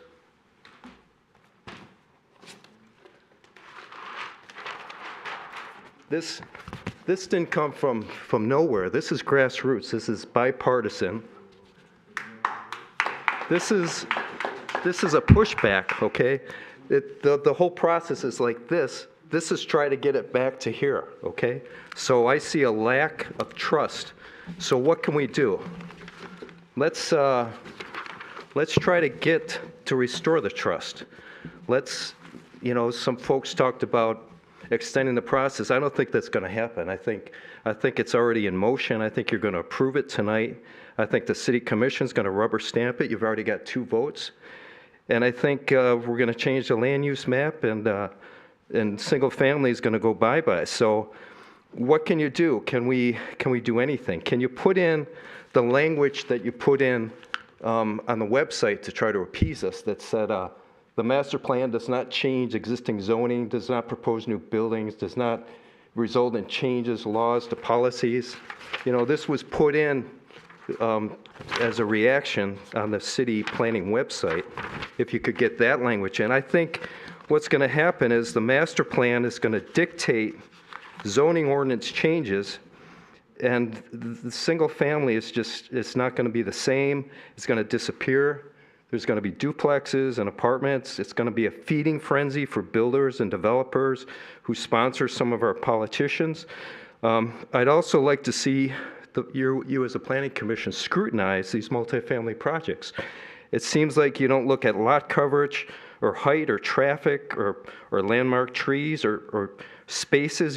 The questions that you asked some of the developers earlier tonight, I think are off. So restore our trust. Just make us one team, one city, okay? Thank you. Anyone else out here would like to speak on the issue? Way in the back there.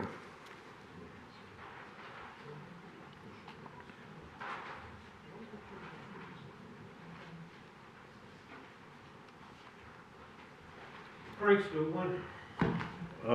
Windermere Avenue, I live on. I just want to ask a couple questions here. Our last meeting that you guys had a public comments, whatever, when we had to write the questions down, Matt, whatever his guy's name is, he says on the major arteries, if the houses weren't facing the major artery, they weren't going to be rezoned. Or on the new map, especially on Main Street from 13 Mile to Normandy, he changed it. He didn't say that up there. He didn't say that was a part of the change. How much more is not part of this change on this map? Do we know? Did any of you proofread this? The parks. I see at least 1 or 2 parks that are not on this map. The one on Sunnybrook, in between Rochester and Maine. It's a little small park right in the middle of the houses. It's not on here. The Royal Oak Golf Course, they got it as open land. My understanding, that was a park. It's not on here. It's got it as open space. Have any of you proofread this material? From the first draft to the second draft, to make sure he told us everything that was changed on here. Why don't we have a highlight sheet that all this changed? What kind of rinky-dink meeting is these? What kind of rinky-dink show are we putting on here? I've been in a UAW for 40 years. A presentation like this, we always had an open meeting to ask questions when we negotiated a contract. This is bullshit. You talk about housing, affordable housing. These people over here come from an organization. They talk about housing. They don't talk about affordable housing. We got 2 UAW plants in Royal Oak that the properties you guys have been approving for apartments, they can't even afford. And they're making a decent wage. A single mother of 2 can't afford these apartments. What are we doing in this city? You want to diversify? What are you diversifying? I have kids and relatives that can't afford these apartments in Royal Oak. They have to go to Troy. They got cheaper apartments in Troy. What are we doing in this city? You're not listening to the neighborhoods. You're not listening to the citizens. Start listening to the citizens, especially you. You can wrap up. And I'm talking to you. Yes. Chair, you're right there. Please have a seat. Thank you. Anyone else? I don't have my hitter. I don't have my hammer. I'll let you borrow one the next time. Anyone else like to speak? All right, I'm going to close the public comment at this point in time. Oh, there was somebody. Oh, sure.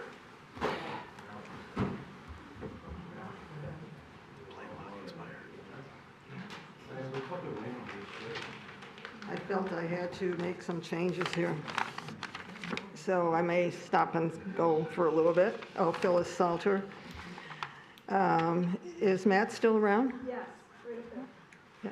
Oh. Okay. Anyway, he came to town and he told us that We needed to improve our city, that this is happening all over the country, that squeezing everyone together, that's the way to go. That's the way we had to live, and cost us $300,000. And so our powers kind of ate it up and realized that maybe there's some benefits here. It's kind of far-fetched, but I think anyone who lives in this area that's not affected by any zoning change should not be allowed to vote for this. Our meetings with the Portland rep, which is Matt, we had meetings in the parking structure, the charrette, I think it's called. We had hardly any input there because they took up all the time. We might get 95% on a good day, and let's see, if I'm sorry. Okay, so we didn't get much output. We get, except when we got a little bit of excitement, then it was more interesting. And, excuse me, we did get some information from Matt regarding zoning, but it was deceptive. So surveys from both Churchill School, which was the first place we were, we had a large meeting there, and the charrettes at the structures. Okay, so all of these surveys show that we want the single family, and it keeps coming back that we never said that none of all these people ever said that. We're not seeing anything. We're seeing, like he said, the salad. And we feel like you're just continuing to ignore it. And so we don't want to be insulted. I want to know who is trying to keep the information until the last minute, no town halls, or would accept whoever is stopping all this or not giving us our excuse me, I'm sorry. All right, so I'd like to know who or whoever is trying to not get anything to us. Just want to go with it, goodbye. This is what I'm feeling. Okay. So I really would like to know who organizes this. If you can wrap up, that'd be great. Thank you. All right. Do we have anyone else? I missed that last time, so I'm going to look hard this time. All right. I'm not seeing any hands, so I'm going to close the public comment. Very good. Thank you. All right. So we'll bring it back to this side of the table, and I would like our Mr. Murphy to sort of walk us through the procedures starting at this point going forward. You gave us a little memo here, but I want to make sure it's on the record what we're doing. Certainly. So once you're confident in the document, you need to adopt a resolution that accepts it as the proposed master plan. And in that resolution, you would forward it to the City Commission for their review and comment. City Commission would provide you with review and comment, and they need to authorize staff to distribute the proposed master plan. Per the state act, we need to distribute it to different entities that are listed in the state act, which include nearby communities, the county planning commission, public utilities, the railroad, etc. Once we provide that notice of the proposed master plan, those particular entities have a 63-day window in order to provide us comments that eventually get back to you. After that 63-day period elapses, you need to hold at least one public hearing on the document. So those are the steps that move forward to getting to a public hearing on the document, you can then at that point change the document as you wish, modify it based on comments that you hear between now and the public hearing, during the public hearing as well. So comments from the public that come to these meetings, comments from all those different entities, comments from the city commission members. Collectively, you can receive those, take those into consideration, modify the document as you see fit, and then once you accept it as the master plan, it would need to go forward to the city commission, and the city commission would need to concur that it is the city's new master plan. Okay, a couple questions. So if it go, when we've got it back, we can amend it and we send it to the city commission. What does the city commission, do they have to accept it as we propose it, or can they also change it? They can suggest change. They can suggest that it come back to you with for modifications. So we're hoping to have them be a part of the process as we move forward, so there aren't any, we'll say, last-minute surprises. So that's why it goes to them in this next, arguably the next step of you accepting it as the proposed master plan. They're going to give you a review and comments, and then they're going to authorize us to distribute it to those different entities and states. It sounds like it can bounce back and forth until both the planning commission, or until the city commission is pleased with what the planning commission proposed to them. Yes, that's absolutely correct. I will note that once the city commission, should you choose to adopt a motion tonight, if you choose, to accept it as the proposed master plan and you forward it to the city commission, once they authorize staff to distribute it to those different entities that I referred to, the document cannot change. So it has to stay the same, so those entities under the State Act are reviewing one static document. Everybody's looking at the same document. That is correct. So there'll be an extraordinarily long period of time in which those entities and yourself and anyone else can review the document that does not change. That's the 63-day period? Yes. Okay. And it doesn't change as well when you get to until you get to holding the required public hearing. Again, at least one required public hearing. So it can't change until then. You can change it after that, but you can't change it until that point in time. All right. So just to recap.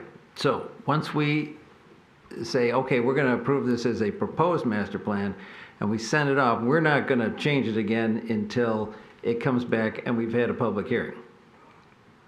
Yes, that is a logical step, yes. Okay, but there's a long period of time there where we're going to wait for the city commission to look at it, and we're going to wait for the city commission to decide, which they don't necessarily have to decide right away, to have you distribute it. And then when you distribute it, it's not going to change, and then that's when their time passes. In the 63 days, what's your experience, since I don't have any in this? Is the 63 days pretty typical, or may it go on much longer than that? The 63 days is the minimum required by the State Act. Okay, and so if like Ferndale or whoever else, the railroad doesn't get back to us, are they out of luck, or do we wait for them, or what happens? That's an interesting way to put it, but yes, they're out of luck. Okay, they got to get it back in the 63 days. That is absolutely correct. And that's when the city commission, then they can take their time and decide what to do with it. Those comments would be provided to you, that it's for your purpose. Okay, it comes back to us first. Yes. Okay. All right, just trying to get it down straight. So what are our options today? Besides, let's say we want to approve it as a proposed and send it off to the city commission. You just told us what would happen. What are the other options? You have the ability to discuss refinements that you think are necessary before you stamp it as the proposed master plan and move it to that next step. Okay. Are we on the clock? No. Okay. But if we want to start that distribution process, we would have to send it off. It would have to go to the city commission. Okay. And they have their authorization to do so. And that's per the State Act. Okay. All right. Are there other questions for Oh, right there, Mr. Mayor. Yeah, Mr. Murphy, just on that same vein, I mean, what we're saying is this is a proposed plan. It's not necessarily saying it's a perfect plan. We're just putting it out there for 63 days, getting feedback from the city commission, getting feedback from neighboring communities, getting additional feedback from residents, et cetera.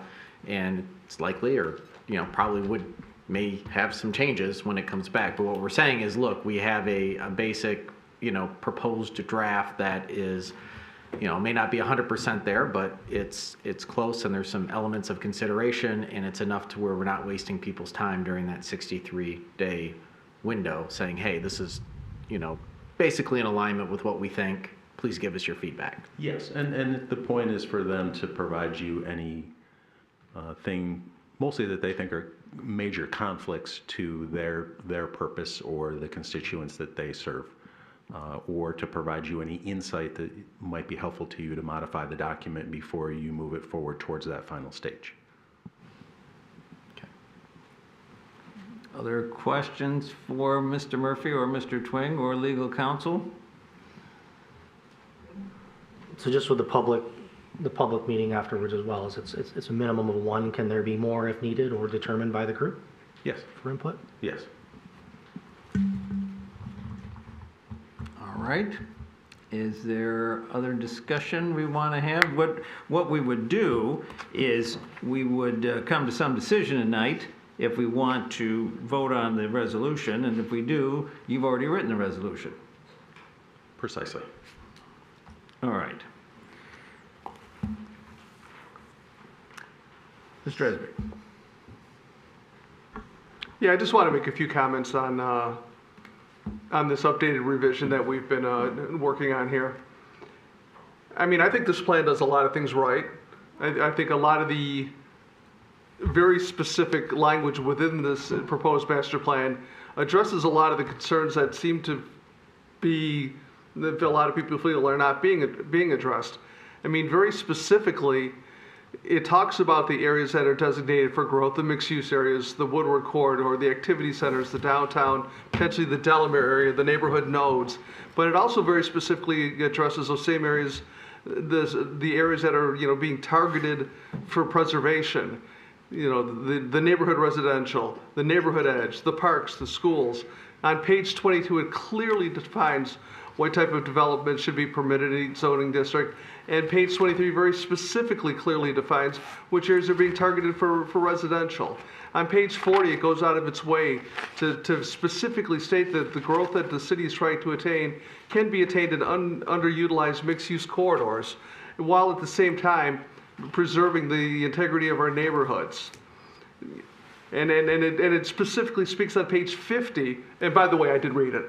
It did specifically direct growth areas to outside the neighborhood nodes. Were you addressing me? I'm speaking, sir. And then very specifically, I think that it does a great job talking about some of the shortcomings of our downtown and creating the sub-districts so that we have better frontages to increase our visibility.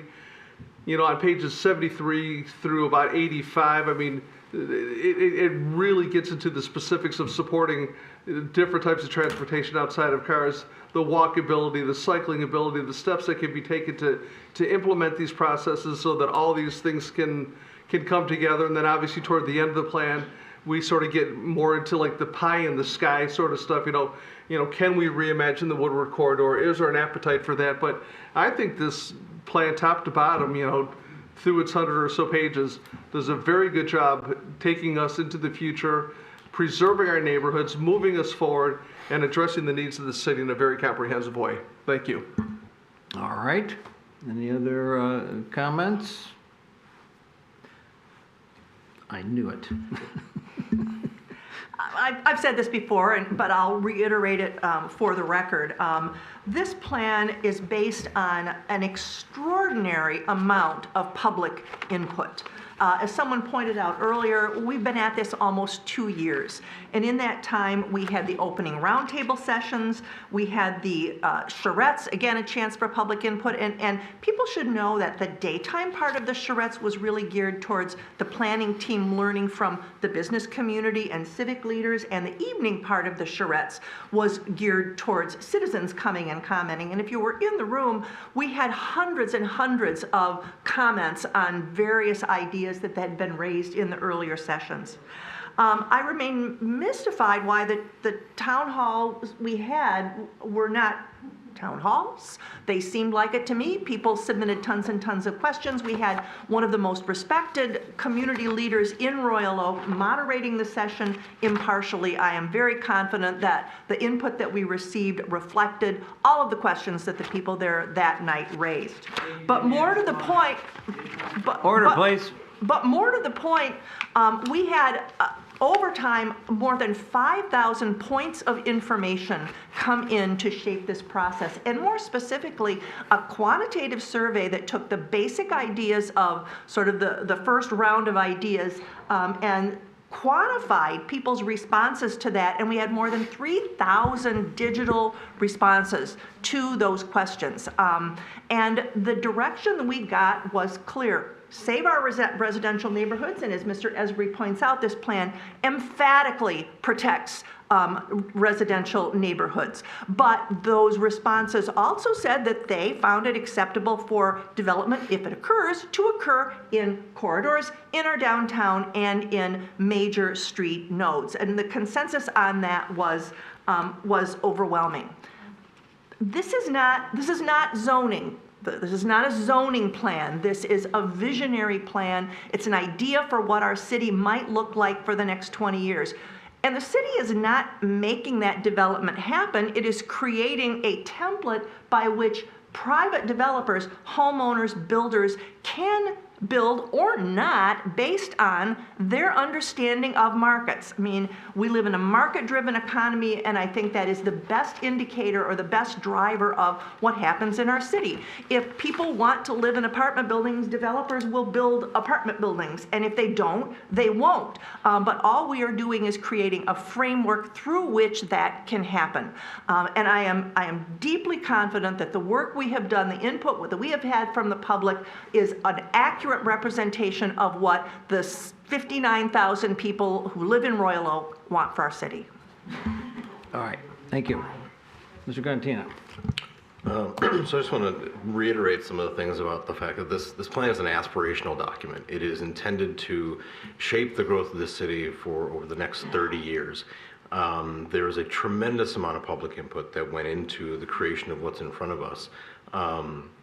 I look at it as, you know, what do we want this city to look like for my children, for the next generation.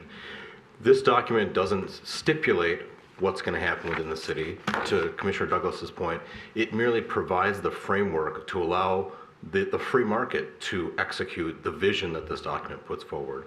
There was someone that came to public comment during one of these sessions that used a very good phrase around not casting this city in amber because we like the way it is. We love the way it is, but we want to continue to see it grow in the right ways, and that's what this document provides for us. We can't cast the city in amber, or else it will not be a viable city for our next generations and for our kids. So I think this document is a good representation of the vision of how the city can grow and provides the appropriate guardrails for how we think it should grow for the next generations. All right, Mr. Mayor. Yeah, I just have a question for my colleagues. I've read this document, the second draft, a couple times.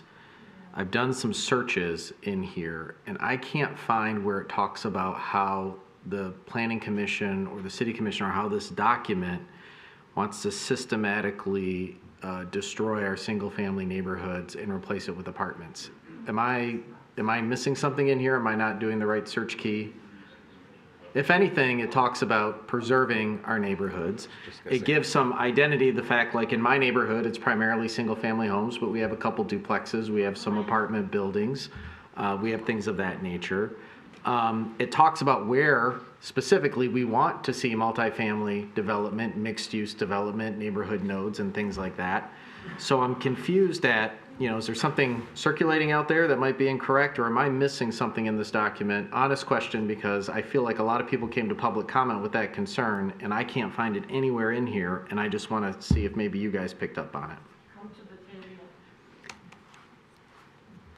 All right, well, no, thank you, no. I'll say this, the document is not done yet. The document is not going to please everybody. One of the things that's interesting, we're in a democracy, we're in a free market of ideas as well as an economic free market, and people say what they believe and say what they think, and other people think differently. This document, if this document doesn't reflect a diversity of ideas, it's a failure. It should have more than one viewpoint. There's no one consensus that everybody agrees with. That would be just not possible. That's not how it works. So I think our consultant has to coalesce all the data and has to synthesize it as best he can. And I think he's done a good job of that. The document isn't everything that I want, but I think that we do need to move on from the document. We're getting to the point, in my view, where, and I'm going to stop myself. When we first got into this, I'm thinking, holy smokes, I'm going to be over my head because this is a land use, intellectual exercise in talking about land use, and I don't know a lot about land use and the data that goes. That's why we hire a consultant, right? We sort of got to the point where we're not talking about land use issues anymore, and we haven't been. And a lot of the comments are not oriented towards that issue of land use. I think it's time to move this thing on. The consultant has given us something to work with. It's not done yet. We need to, this is my view to my colleagues here, I think we need to move this off our table, let it go through another phase of this process. It's going to come back. We're going to hear more comments. We're going to have other open meetings about this. I think it's time to take this. It's not done yet, but it's time to move it on to the next step. That's my view.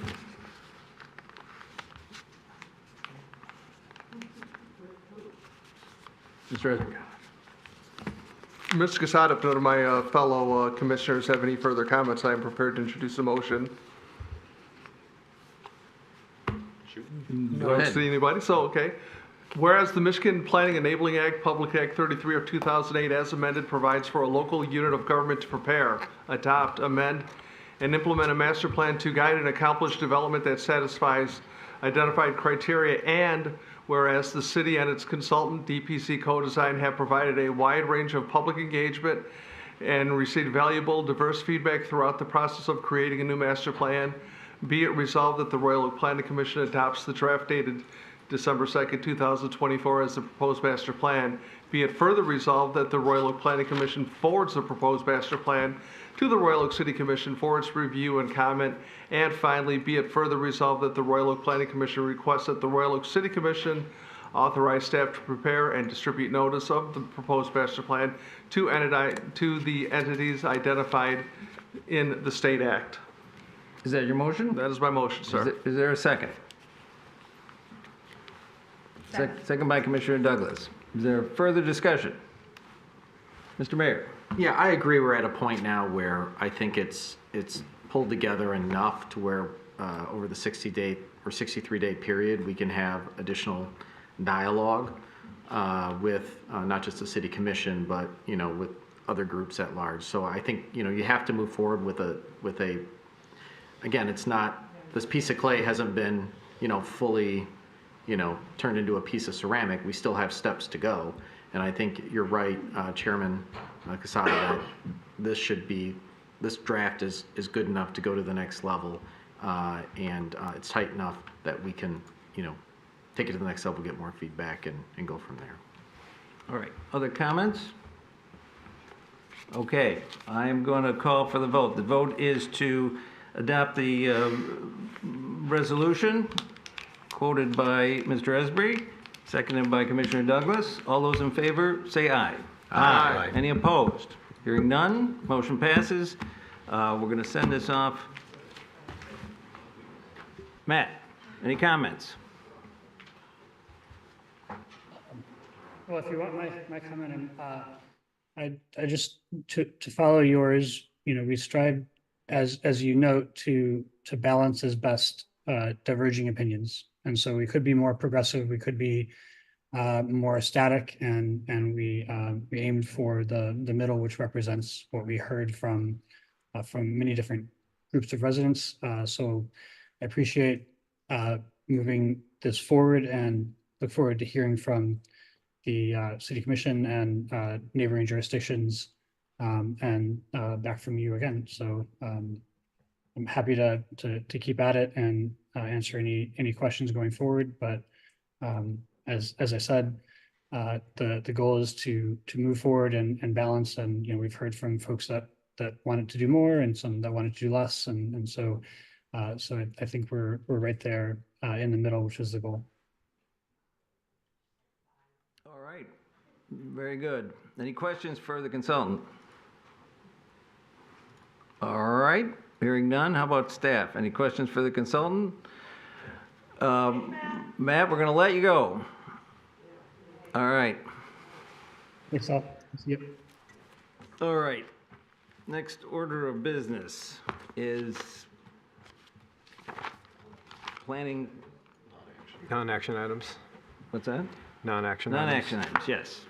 We got a map. Yeah, those are just informational items, road commission report and the Michigan planner for November and December of this year. So know it. All right. Okay, we will look at those. Any other, any of the commissioners want to, before we prod you for an adjournment motion, have any comments you'd like to place on the record? Not even Mr. Ellison? I said, does anybody want to place anything on the record before we wrap up? No, you know what? I could talk forever about this master plan process because I've been through 2.5 of them. I chuckle when I hear people say, I've been here 41 years and 31. I've been here 73 years. And I started my public involvement when I was 25 years old. And I've been in there constantly. I've seen it all. And the rancor that comes out in these type of meetings. Can we say that after we adjourn? Oh, I thought we adjourned. I move we adjourn. Second. All right, Mr. Mayor didn't want to say anything? Not now. No, I'm just, it's. Just wait. Motion on the table. There's a motion to adjourn. Is there a second by Mr. Cooper? I did too. Okay, 2 seconds. Okay. All in favor of adjourning, say aye. Aye. Any opposed? Hearing none, we are adjourned. Thank you, everyone. Thanks to the staff. And Now, Mr. Ellison. Well, I thought you asked him to put something in the record, and you guys got They bring up. Put something on.